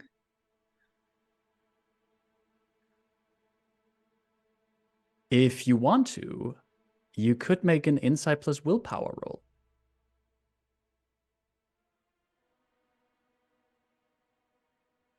Just Sable or all of us? Whoever wants to can take an insight plus willpower roll. That is a 15. A 15? Wow. That's an 11 from me. 11 from Leanne. Does anyone else want to take the roll?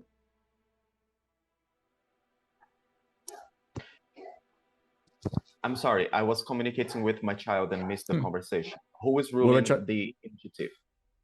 No, we're not rolling any initiative. We're just, Sable suggested to check if you can figure out what they're trying to do here, what their game plan is, and whoever wants to can make an insight plus willpower check. 11. Oh, okay, Loara doesn't care about that right now. 11 from Leon, 11 from Vivi, and a 15 from Sable. All of you would gather that whatever these two are planning involves this massive spire here, as they are also very heavily gripping these shards of the wellspring in their hands.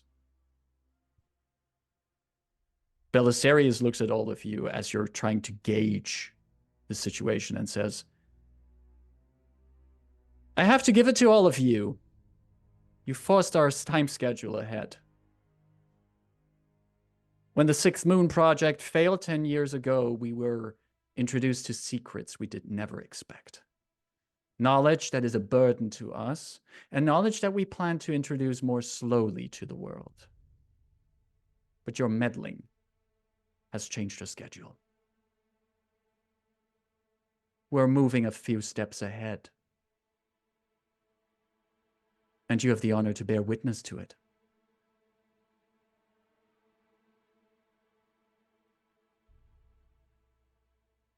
Anyone wants to do anything, because I'm about to make Leanne charge in. Two things. One, Vivi steps forward and says, what we're about to see is how much of a hack both of you are, and all of you children of Fool are. You don't know the first thing about ethics, you don't know the first thing about how any of this works, and even if you're pretending like you do, you would know the consequences of doing this. So don't even pretend like you're trying to enlighten any of us. I'm not having it. Not today and not ever.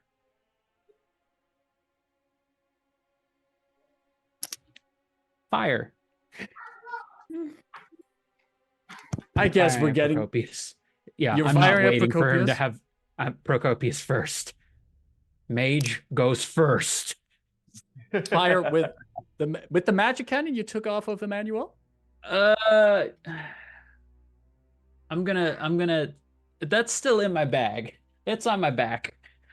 Because it's two-handed, so I have to lose my shield, which, considering Belisarius hits kind of hard, I'm gonna wait on that bit first. Okay. So I'm just firing with my arrow. Which does trigger initiative for us as this happens. And we're going to go with fresh initiative. One of you has to be the leader, and it would be Vivi in this case, as Yeah, kind of Vivi is figured. initiating this. We have that. Having a bad day. I just saw my dad die, folks. It's just not gonna wait. Yeah, nah, some things just... So will you?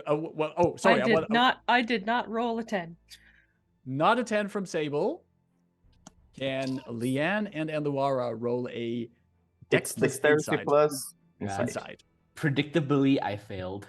Oof. Now it's only a matter of what Anluara As gets we out start of it. combat, we gotta hydrate and a posture check. Thank you, Yep. Dubda. 1 and 2. 1 and 2. Oh, wow. Okay, so Vivi, It's close. I'm afraid this is all you.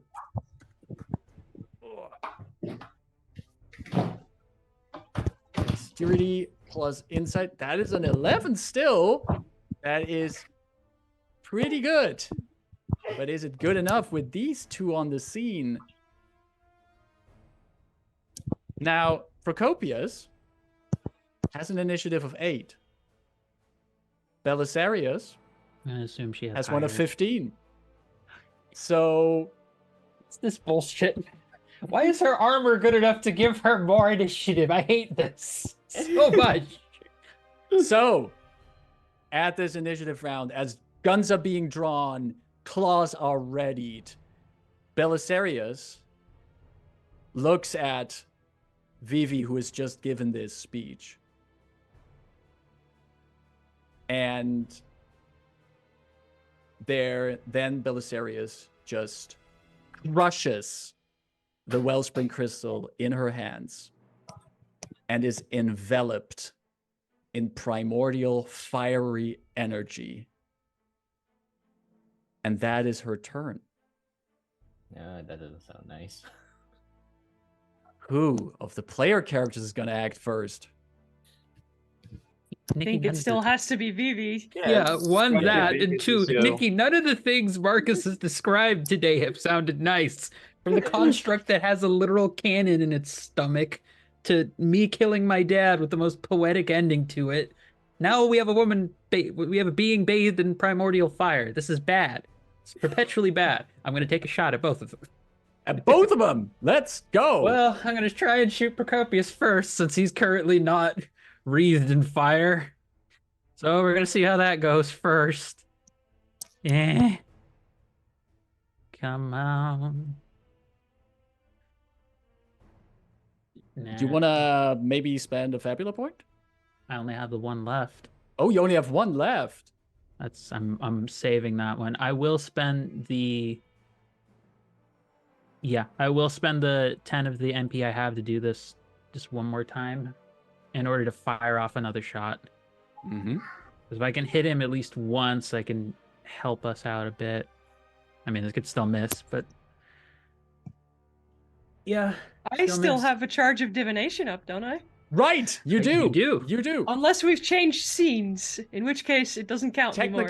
Technically, we have. But this is also our final session, and let's pull it out. Let's use that charge. If anyone who wants to learn the game is watching, technically, not rules as written, but rule as cool. So let's use that check and charge. The exact same roll. Oh, God. no. Well, I tried. You tried. Basically, the fate said, no. We're gonna let her fail this one. You sit tight there. That's my turn. Used up my resources. And Bullets I are tried. being fired, and they just cascade against the spire of crystals behind Procopius. Cracks in them from the impact, but no cracks in Procopius from the attacks. Talking about Procopius, we're back on the villain side, and Procopius lifts his wellspring shard, crushes it in his hands, and is bathed in a storm of icy shards, enveloping his entire figure. And that's his Song turn. of Ice and Fire?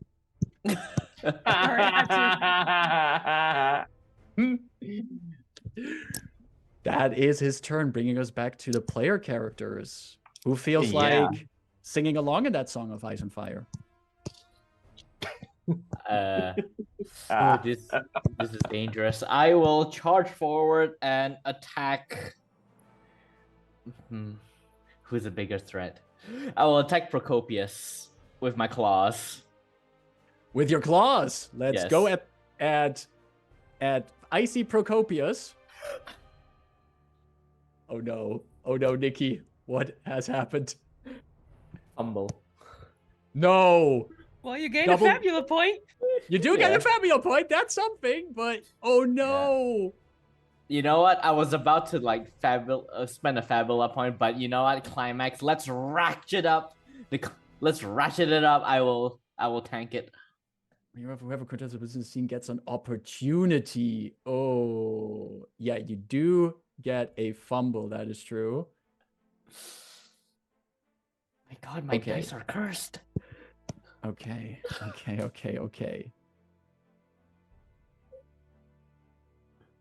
Oh. Oh,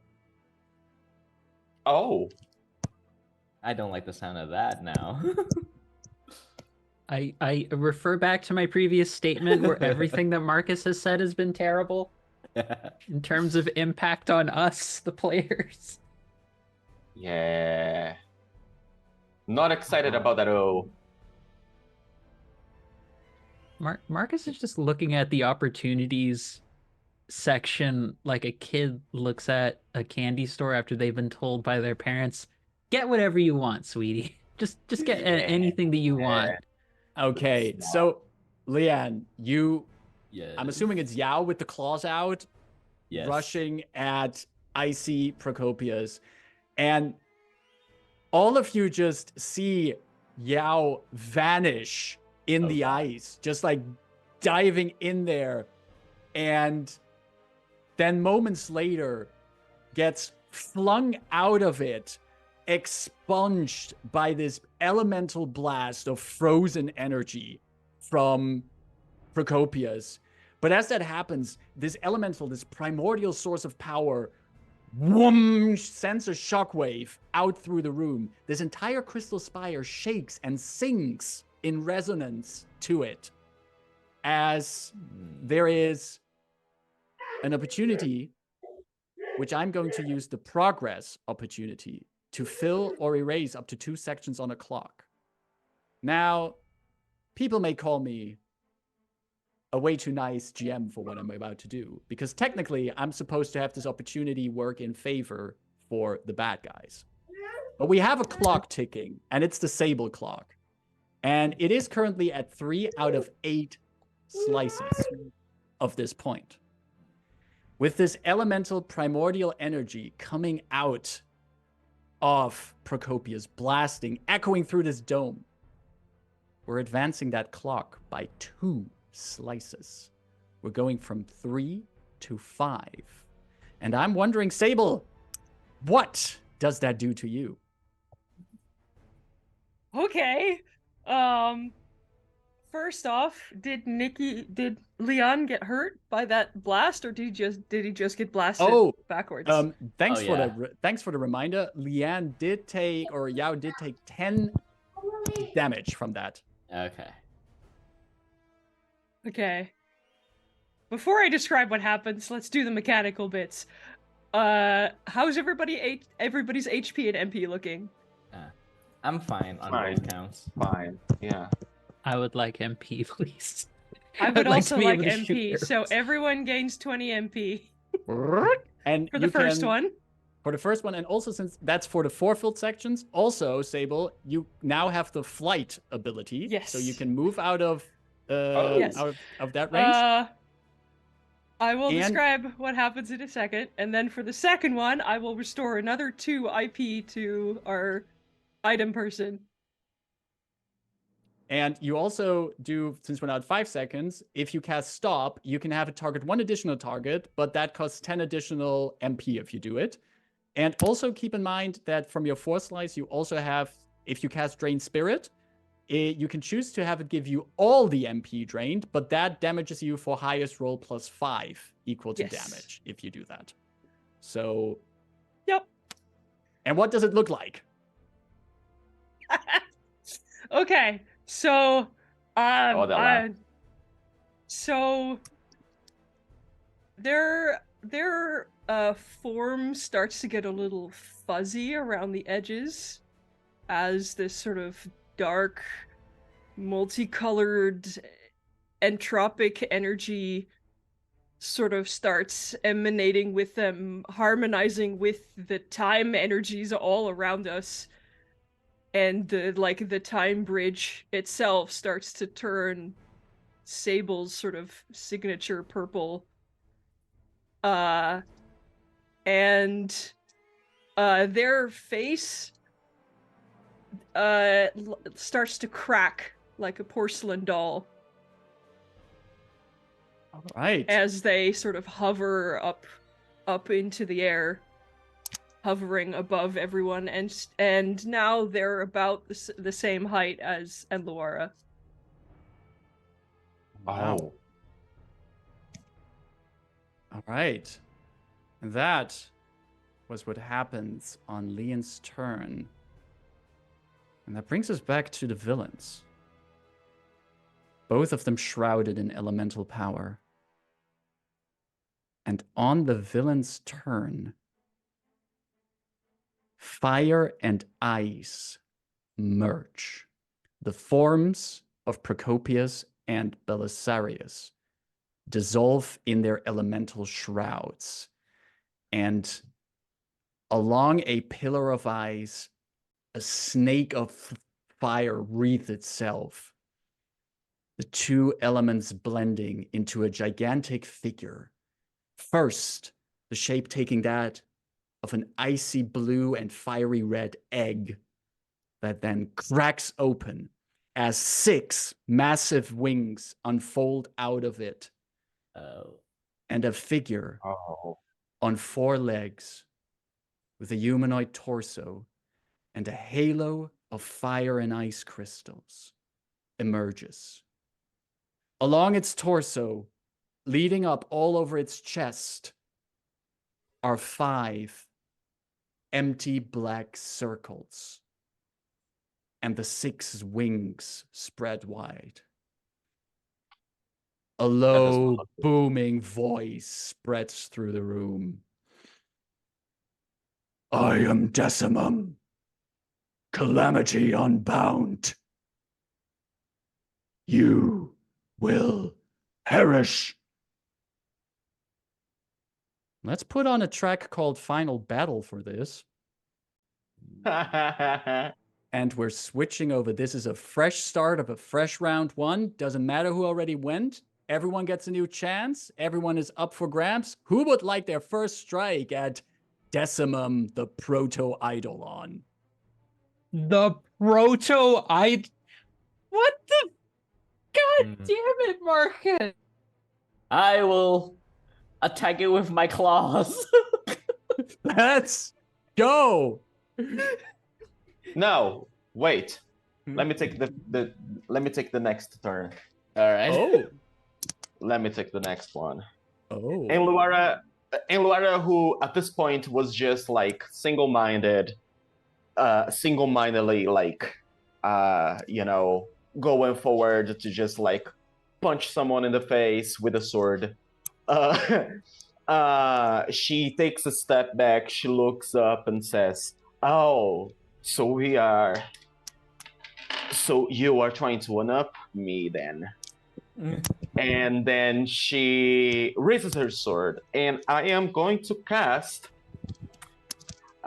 Soul Weapon upon Liam.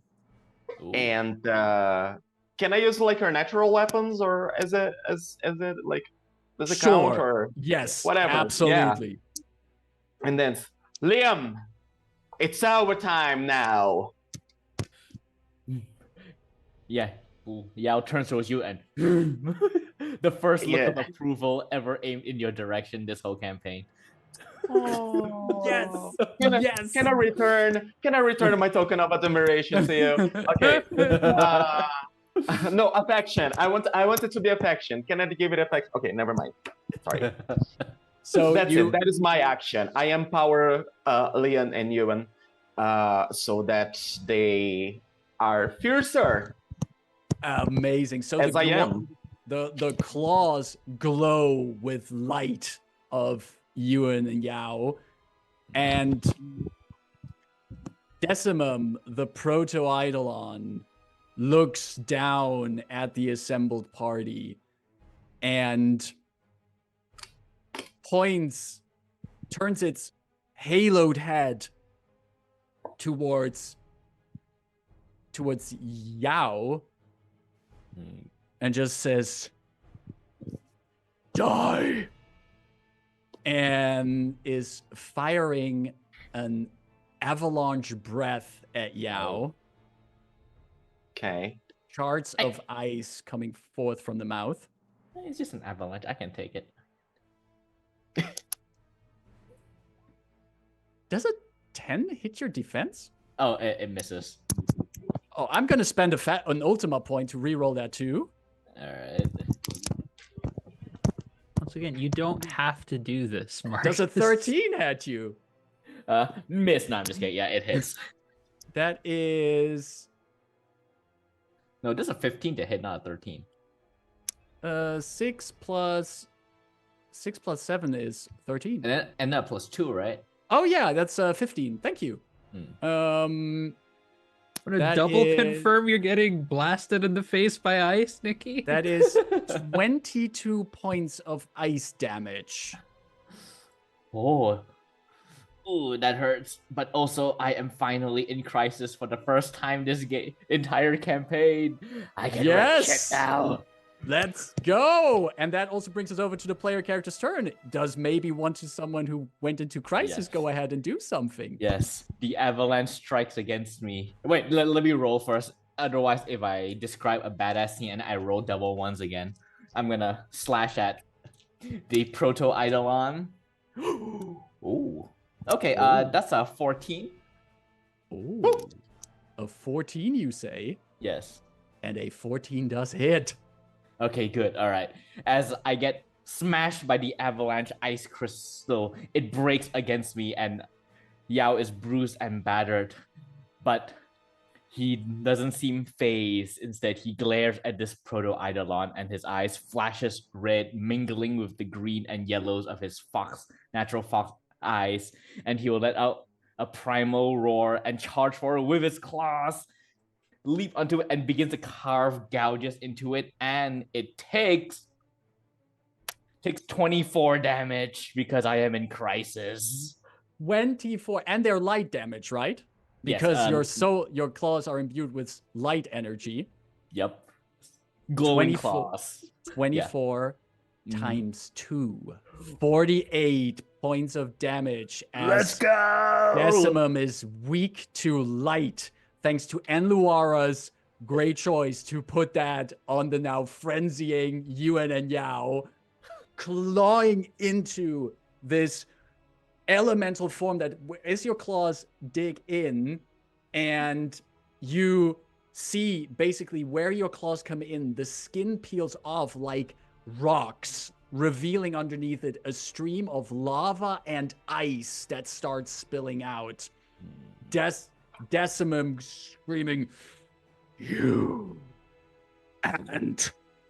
And even though this massive point of damage, you also, as you sink your claws in there, you take 10 points of dark damage from that. All right. Okay, I tank it, and again, Yao is in frenzy mode. He is feral the way a rabid wolf would be feral right now. Absolutely.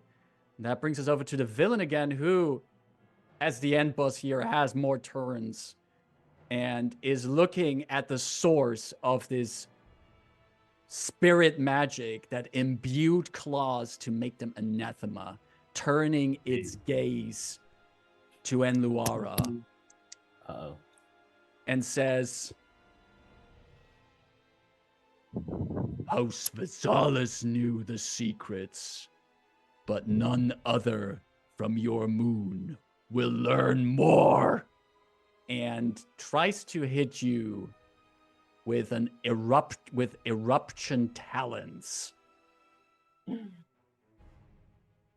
again, I'm trying to roll in Twitch chat. I should not do that. Once again, if it's low, you can keep it. Does a 22 hit? Miss. Let me just check here. It does. It does happen, so yes. That It is would. 26 points of fire damage to you. 26.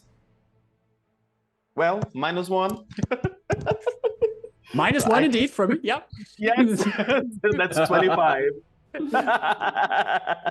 All right. We're laughing, but the 1 point might actually make a difference because she almost dropped last time because Yeah. of 3 points of health. That brings us to the end of this villain's action, but back to the player characters, and we still have Vivi, Sable, and a Magitech soldier up for So, options. do we want me to slow this thing, or do we want me to hurt this thing? We want you to, hurt this thing. No, slow it. Cause I would say slow it. It Yeah, hitting us slow even it. once fucking hurts. Yes. There's- yeah. Whatever we can do to just keep this thing from hitting us is probably the best thing right now. Slow or stop? Stop only works Stop is on even one better, turn. but Slow is just there. Slow. Reduces its dexterity die? Question mark. Hold on, I'm taking a look. Yeah, its dexterity die would be dropping, which I would will make it be- a little bit easier to hit. Easier to hit, but would do nothing for its attack rolls. It's not using Yeah. Okay. dexterity to attack you. So Great. stop, or do I use my now? I can choose what damage type iceberg to hurt it. Which could be light just- damage. slap it in the face with magic. Okay. That's my Hit it. call. If need be, I'll pull up your MP later to get you back up.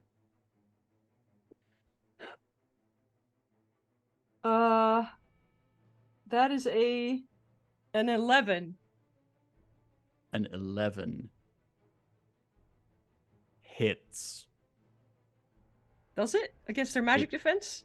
That still hits. Okay, cool.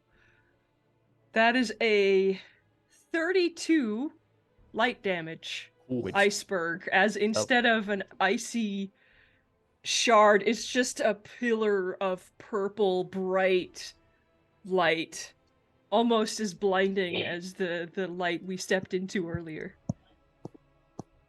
shining and crushing this creature with this spiritual light energy, more of its skin falling off like stones floating around and revealing the elemental form beneath, but also of these five black discs over its chest and torso. 2 of them are glowing now. The wings, 6 of them burning bright with fire and ice as it has I entered don't- crisis mode. I don't know who you are or what you are, but we're going to stop you. But I know you. And Sable. Sable clock goes up to 6. I'm gonna say everyone besides myself heals 30. Ow! 30 HP to everyone. All right. And I'm also, clear. as if necessary, Sable's stop can now target 1 additional target, but that costs 10 additional MP for every additional target. Also, Sable, as you blast it with that ice, you feel a backlash of dark primordial energy from Decimum hitting you, and you take 15 points of dark damage. Tough.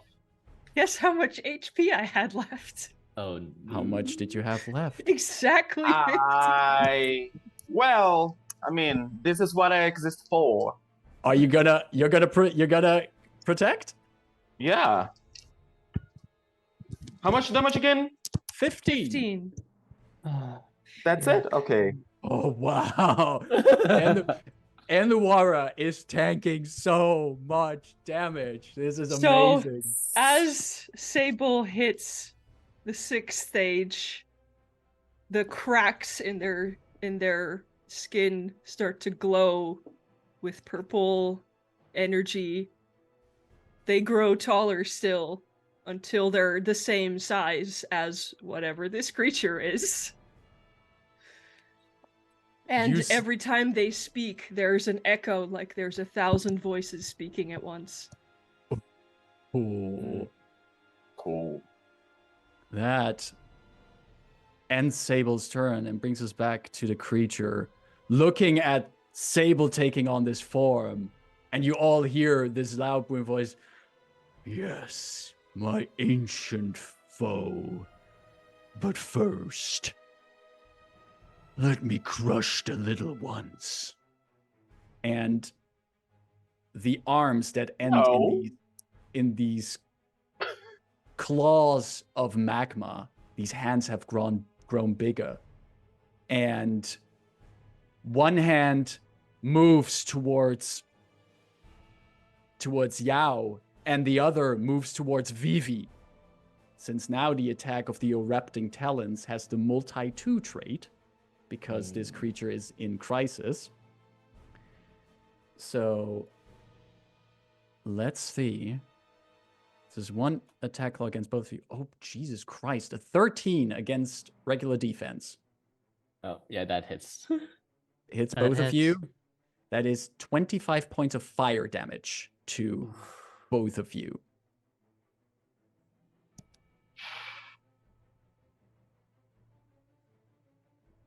And at the end of this creature's turn, slowly the third disc fills with the same silvery light as the other two, almost like 3 moons glowing on the torso of Decimum the Proto-Eidolon.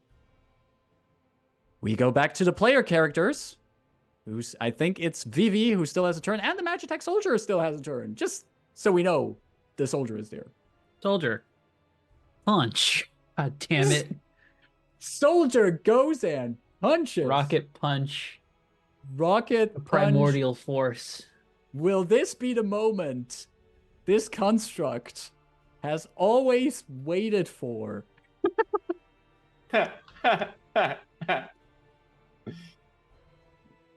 And that's actually really good. That's an 18. That's an 18. That hit rolled Wow. Jesus. for 24 points of physical damage against an eldritch form, smacking it hard. Nothing to scoff at here, as this crushes him. Basically, at this point, the Magic Soldier is basically punching one of its legs and just crushing through the earth-like skin of it. And it's just, you hear it saying like, apocalypse denied, apocalypse denied. And that brings us back to the creature who sees at its feet the Magitech Soldier and just says, "Worm," and fires an avalanche blast at it. Oh no. This is gonna be whatever the guy's name was against Starro in the Suicide Squad movie, isn't it? Oh, no. I did a thing, squash. That's 26 points of ice damage to the trooper, to the Magitech Soldier, who did restore some hit points from Emmanuel's repair before the break, so is still standing.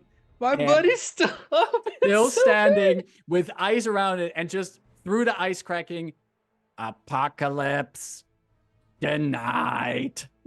And that brings us back to the party with Vivi, the last one on this round. Vivi is going to communicate psychically with Sable, and is just going to ask one question. Do you want to be freed? Gosh. How would they even answer that question? Mechanically, it's just to determine whether or not I I do something to forestall your clock, or I try and hit this thing with as much as I can. That's really I don't the think big there determining. is any forestalling Sable's clock. Okay, then I'm just gonna try and fire my damn my repeater arm bow at this thing.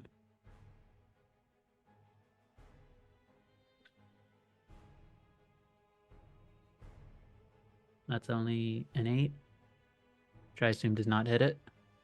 Does not hit it, no. I'm gonna spend 10 to fire again. Mhm.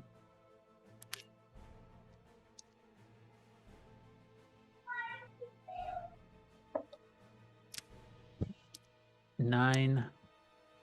Does hit. It hits. It's a big thing. It's easy to hit. The 9 was what we were looking for. Okay, then. With that being the case, I'm gonna hit it with the biggest thing that I have. I am going to spend 2 inventory points, and I am going to hit this thing with. I'm going to infuse the arrow with exorcism, so it becomes light damage, and it deals 5 more damage. So this is. So this becomes the total. So that would be 13. So that'd be 18 light damage, which if this thing is vulnerable to it, that's 36 points of 36. light damage on this thing. Shit.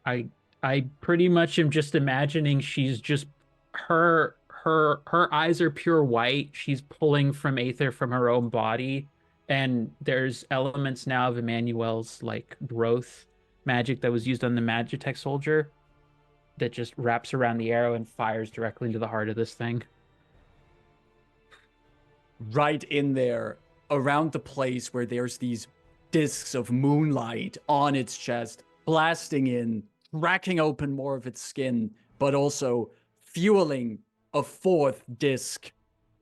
And you see that even though the magic impacted it, parts of the skin start regrowing as the 4th moon glows up, and it recovers from some of the damage dealt to it.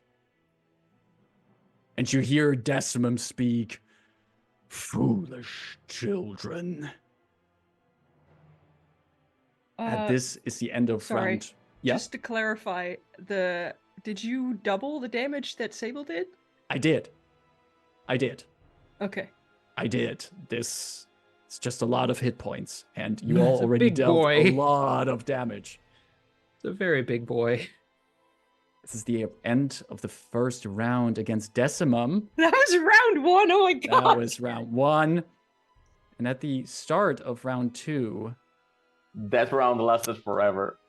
the Sable clock advances to 7.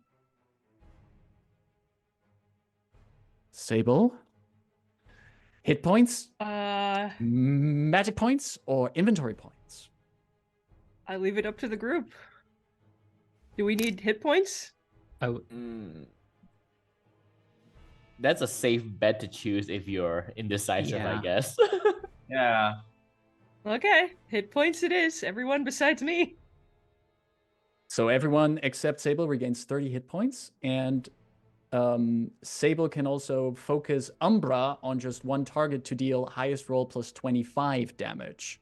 However, Sable, this is also the second to last slice on the Sable clock, and what do we see as Sable changes? The room, whatever space we're in, just gets cold.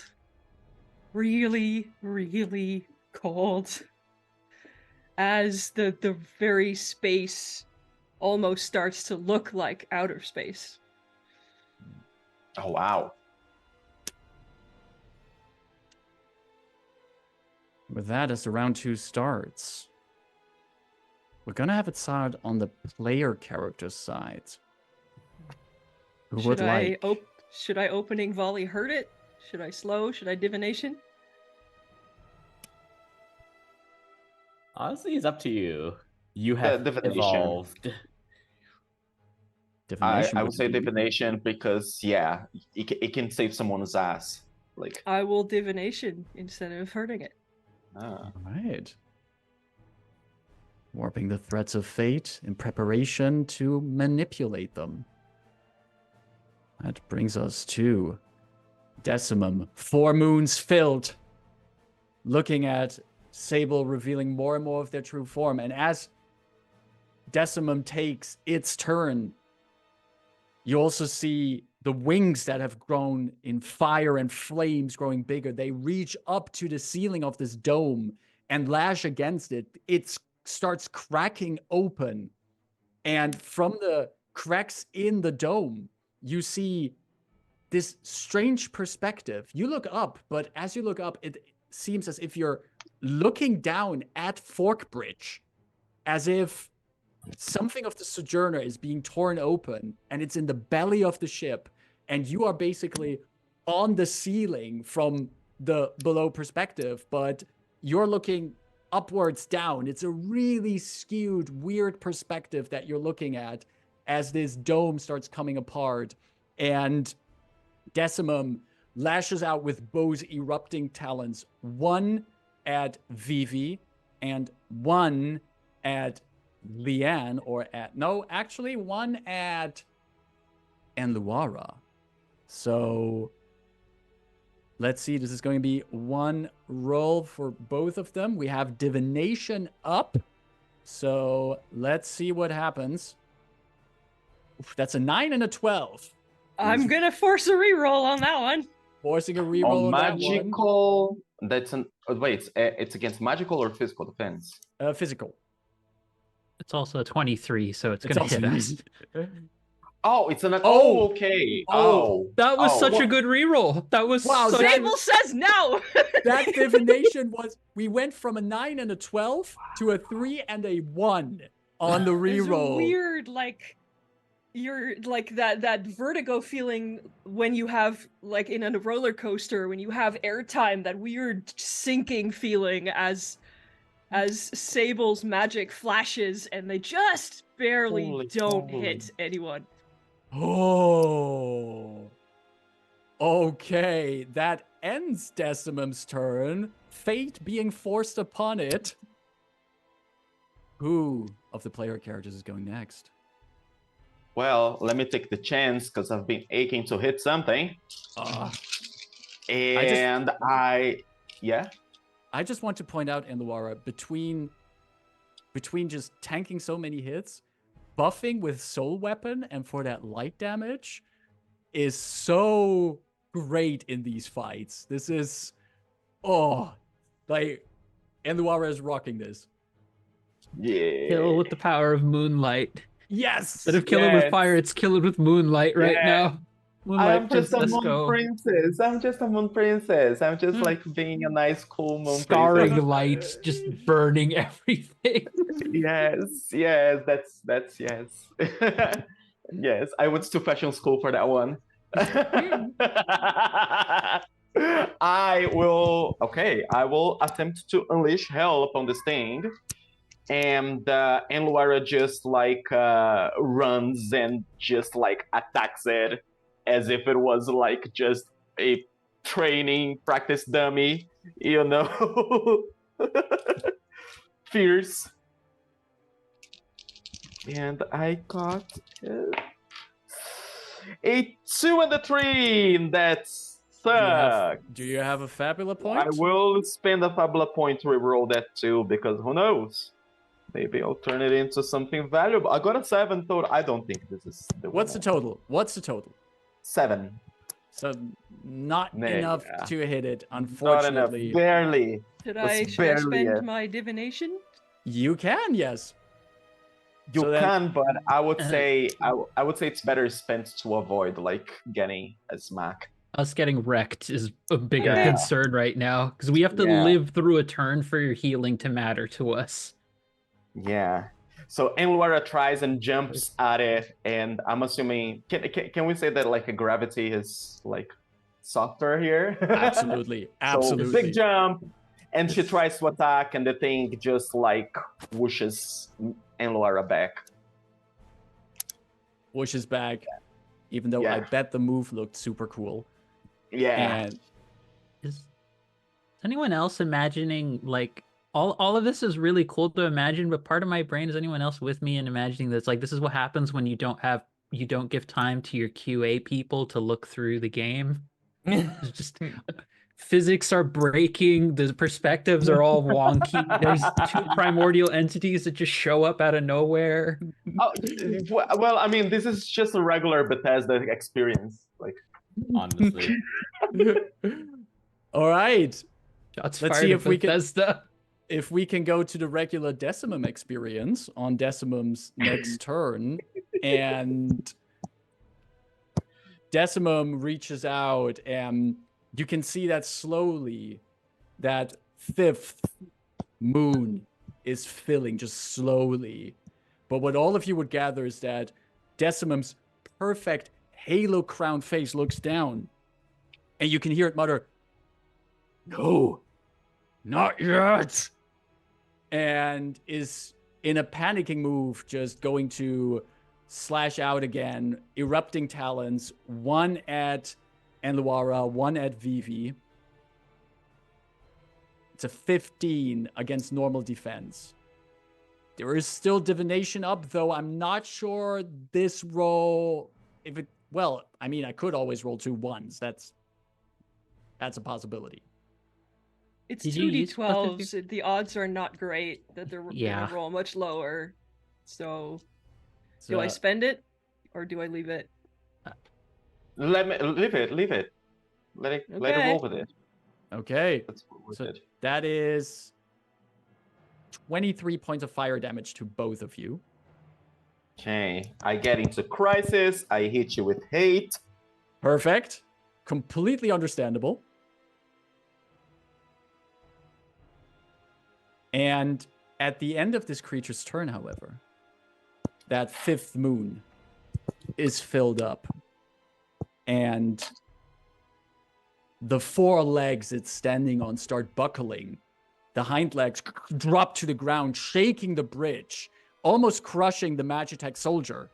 And then Decimum grasps its chest and goes, "No, we need to, this is not too much power." And you can see that there's, from these moons, cracks in the earth skin start appearing. And the 6 wings flap out again, crashing more of the dome. And you can actually see shards of the dome flying from your perspective upwards, but apparently downwards towards Forkbridge.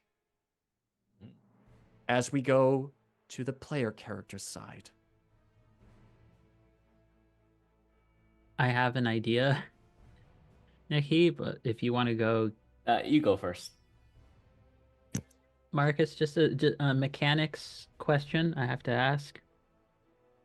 With the discs filling up, is that essentially a clock? Is that acting as a clock that we want to fill in? Yes, this is well, at this point you want it to be full indeed. And all the 5 of them are full now. All the discs are full? 5 of them, yes. The 5th one has filled up at the end of the turn of the creature. And it seems to not like that. Okay, so there's no other objective that could be accomplished from that because it's already filled up. Okay. Exactly. Okay, because I was going to spend something to do that, but I am going to... I'm going to try and hit it again. It's the best thing that I can do.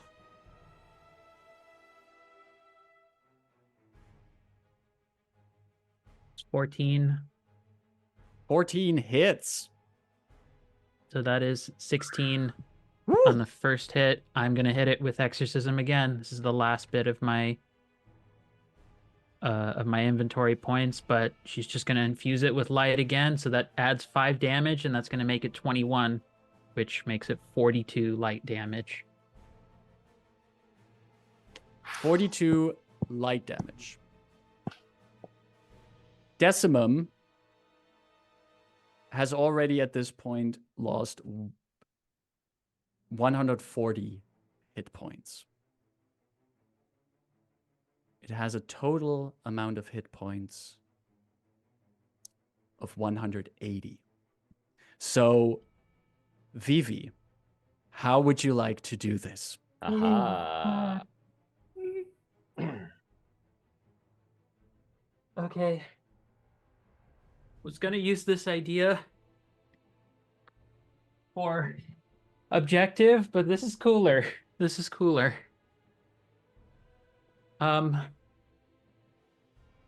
Okay. She's seeing that this thing is destabilizing, that we need to hit it with something very big to just finish this quickly. She is going to, all is one motion, she is going to command the construct to open up its core because she knows exactly how this thing works from having looked at it earlier. She is going to grab, I assume that there's some sort of crystalline or ethereal core to it, grab the core, pull it out, and is going to like place it like directly onto the arrow itself and just pull it out of her shooter, and she's just going to run up and just stab it into this thing. Ooh. Stab it in there, deep pushing it into his remains. And as you do, you can feel temperatures coming from this creature, equals if you were hanging over an active volcano caldera. There's just this blast of hot air coming at you, filling the room, immediately followed up by a blast of freezing, cold wind. The stone skin falls apart, the wings crystallize and shatter as glass shards, raining all over you, and a final loud cacophony of destruction hails all around you. Everyone in this scene takes first 10 fire damage and then 10 ice damage. Ooh.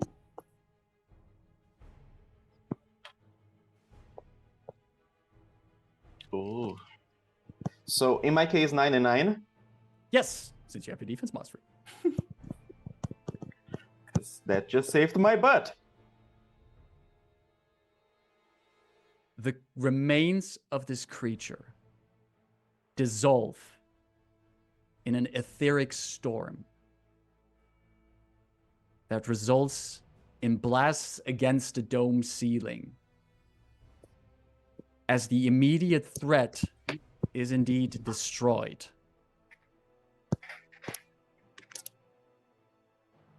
And another one happens because I just hit well below 0. 0 hit points. Minus I cannot 5, technically. I cannot protect No. Sable No. anymore, can I? Well, There is, yeah. however, something that does happen when Sable reaches 0 hit points. I was gonna ask something. What would you like to ask? I have one Fabula point left.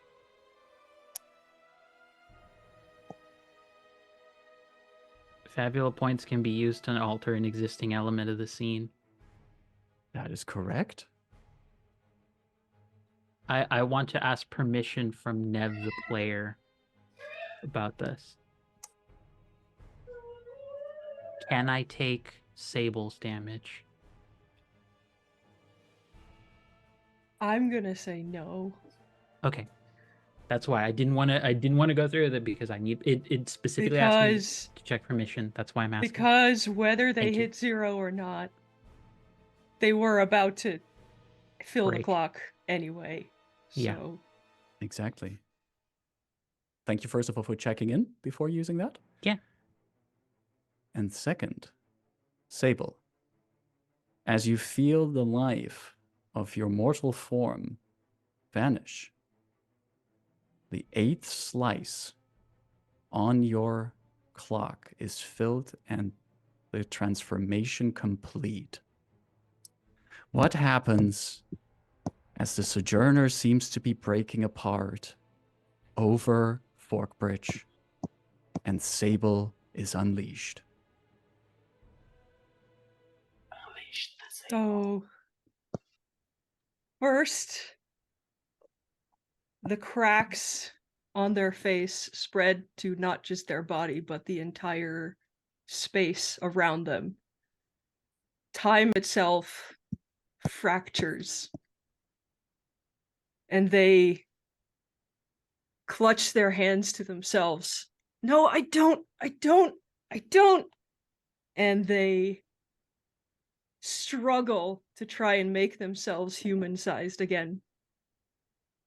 They turn completely head to toe, pitch black, and there's a moment of pause just before everything breaks, where I'm going to give all the other players a chance to say something to Sable, if that's okay with everyone.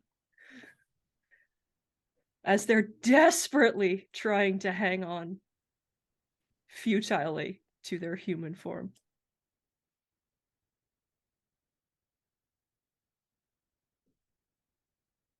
Well, I do have another check-in with Nev. Is this something that you want to happen to Sable? Or is this something it's just it's a thing that Marcus and I have agreed on since episode 1, basically, that this was going to happen. Yes. All right. So this is just a no... narrative moment for you to say something to Sable. All right. So there's no need or point on, for example, trying to avoid it or whatever. Out of character, no. No. Okay. Fantastic. I'll let anyone else go first if they want. I'll say inside Sable's head via the telepathic link, you will hear Lien's voice go, "Do not be afraid. You are becoming what you have always meant to be."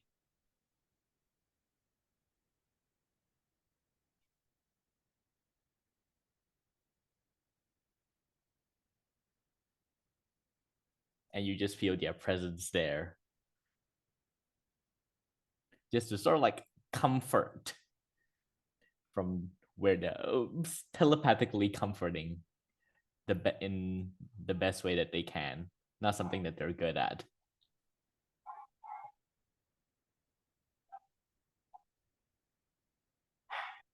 Do you still have hands? Right now, they are more or less human-sized, but they are entirely pitch black. All right. I just hold your hand. And Laura just holds your hand. It is bitingly cold. Yes. She resists through. She resists through. That's because the little one is watching Mario. She resists the urge.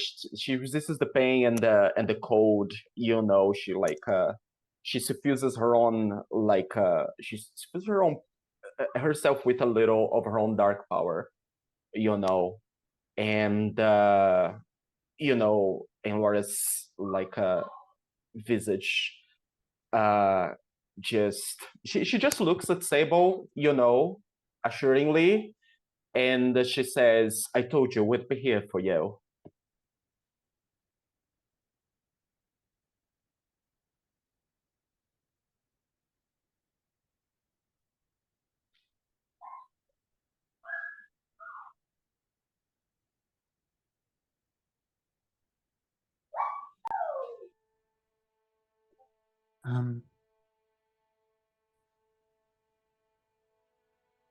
I think there is just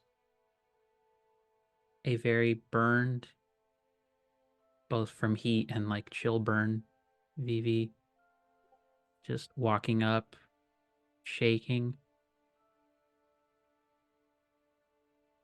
barely able to get words out, but she looks directly at you. There is pure white light covering her entire body. Her eyes are pure orbs of light. And she just looks at you and she says,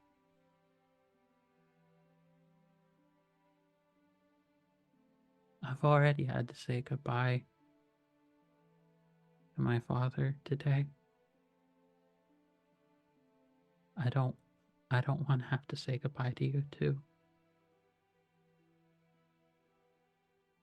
But however selfish I want to be right now,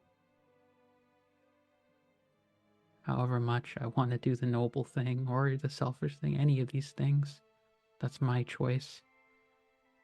And this is your choice. You deserve to be free, my love. All that I ask, and whatever you become, whatever happens past this moment, just remember this. In every moment before I met you, I walked within light, the glare, the overwhelming sensation of expectation and pain and routine that I never understood. But in your dark, in your shadow, in the twilight that was us together as friends, as close friends, as my love, I found a calm that I didn't think I would ever have in my life. Be free, my love, in whatever way that is going to be. Your freedom is yours. This choice is yours. This power is yours. And not a protector of the woods, no moon princess, no humble inventor can ever take that freedom away from you. I love you, my dearest Sable. I love you with all that I am. Be who you are, and I will be with you, my love.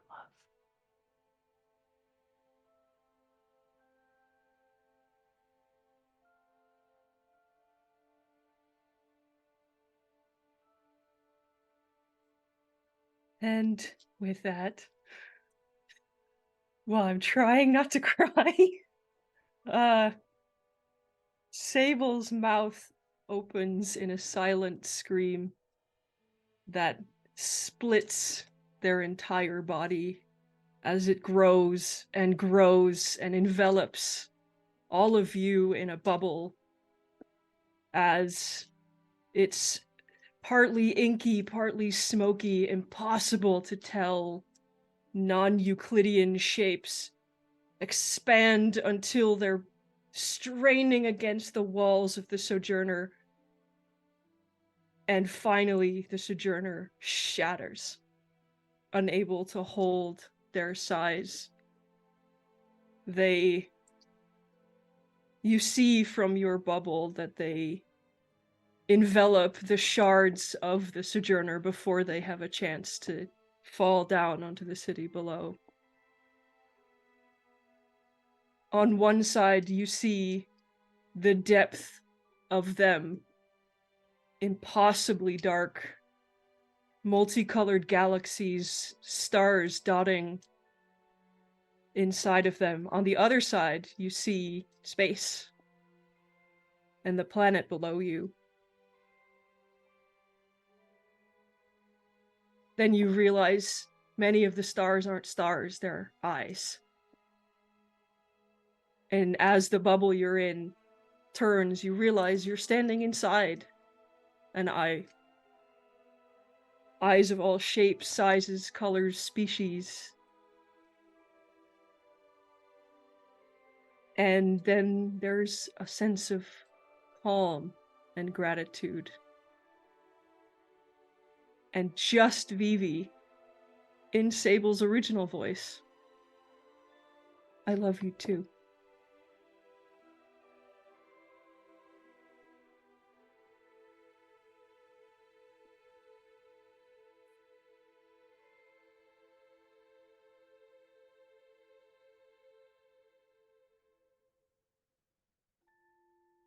On this day,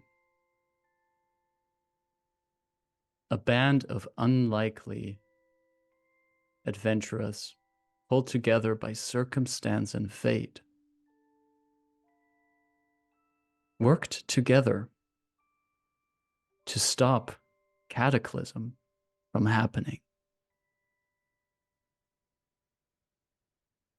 On this day, an ancient creature from a time in which primordial dangers lurked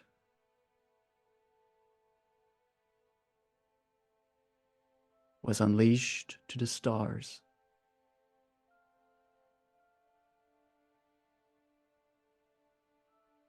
On this day, our saga ends with a smile and a tear.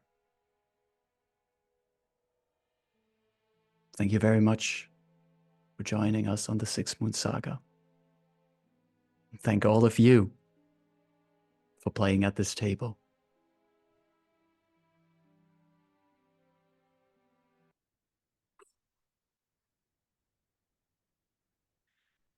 Give it up for all of you. Give yourself a round of applause. Give yourself a big tap on the shoulder.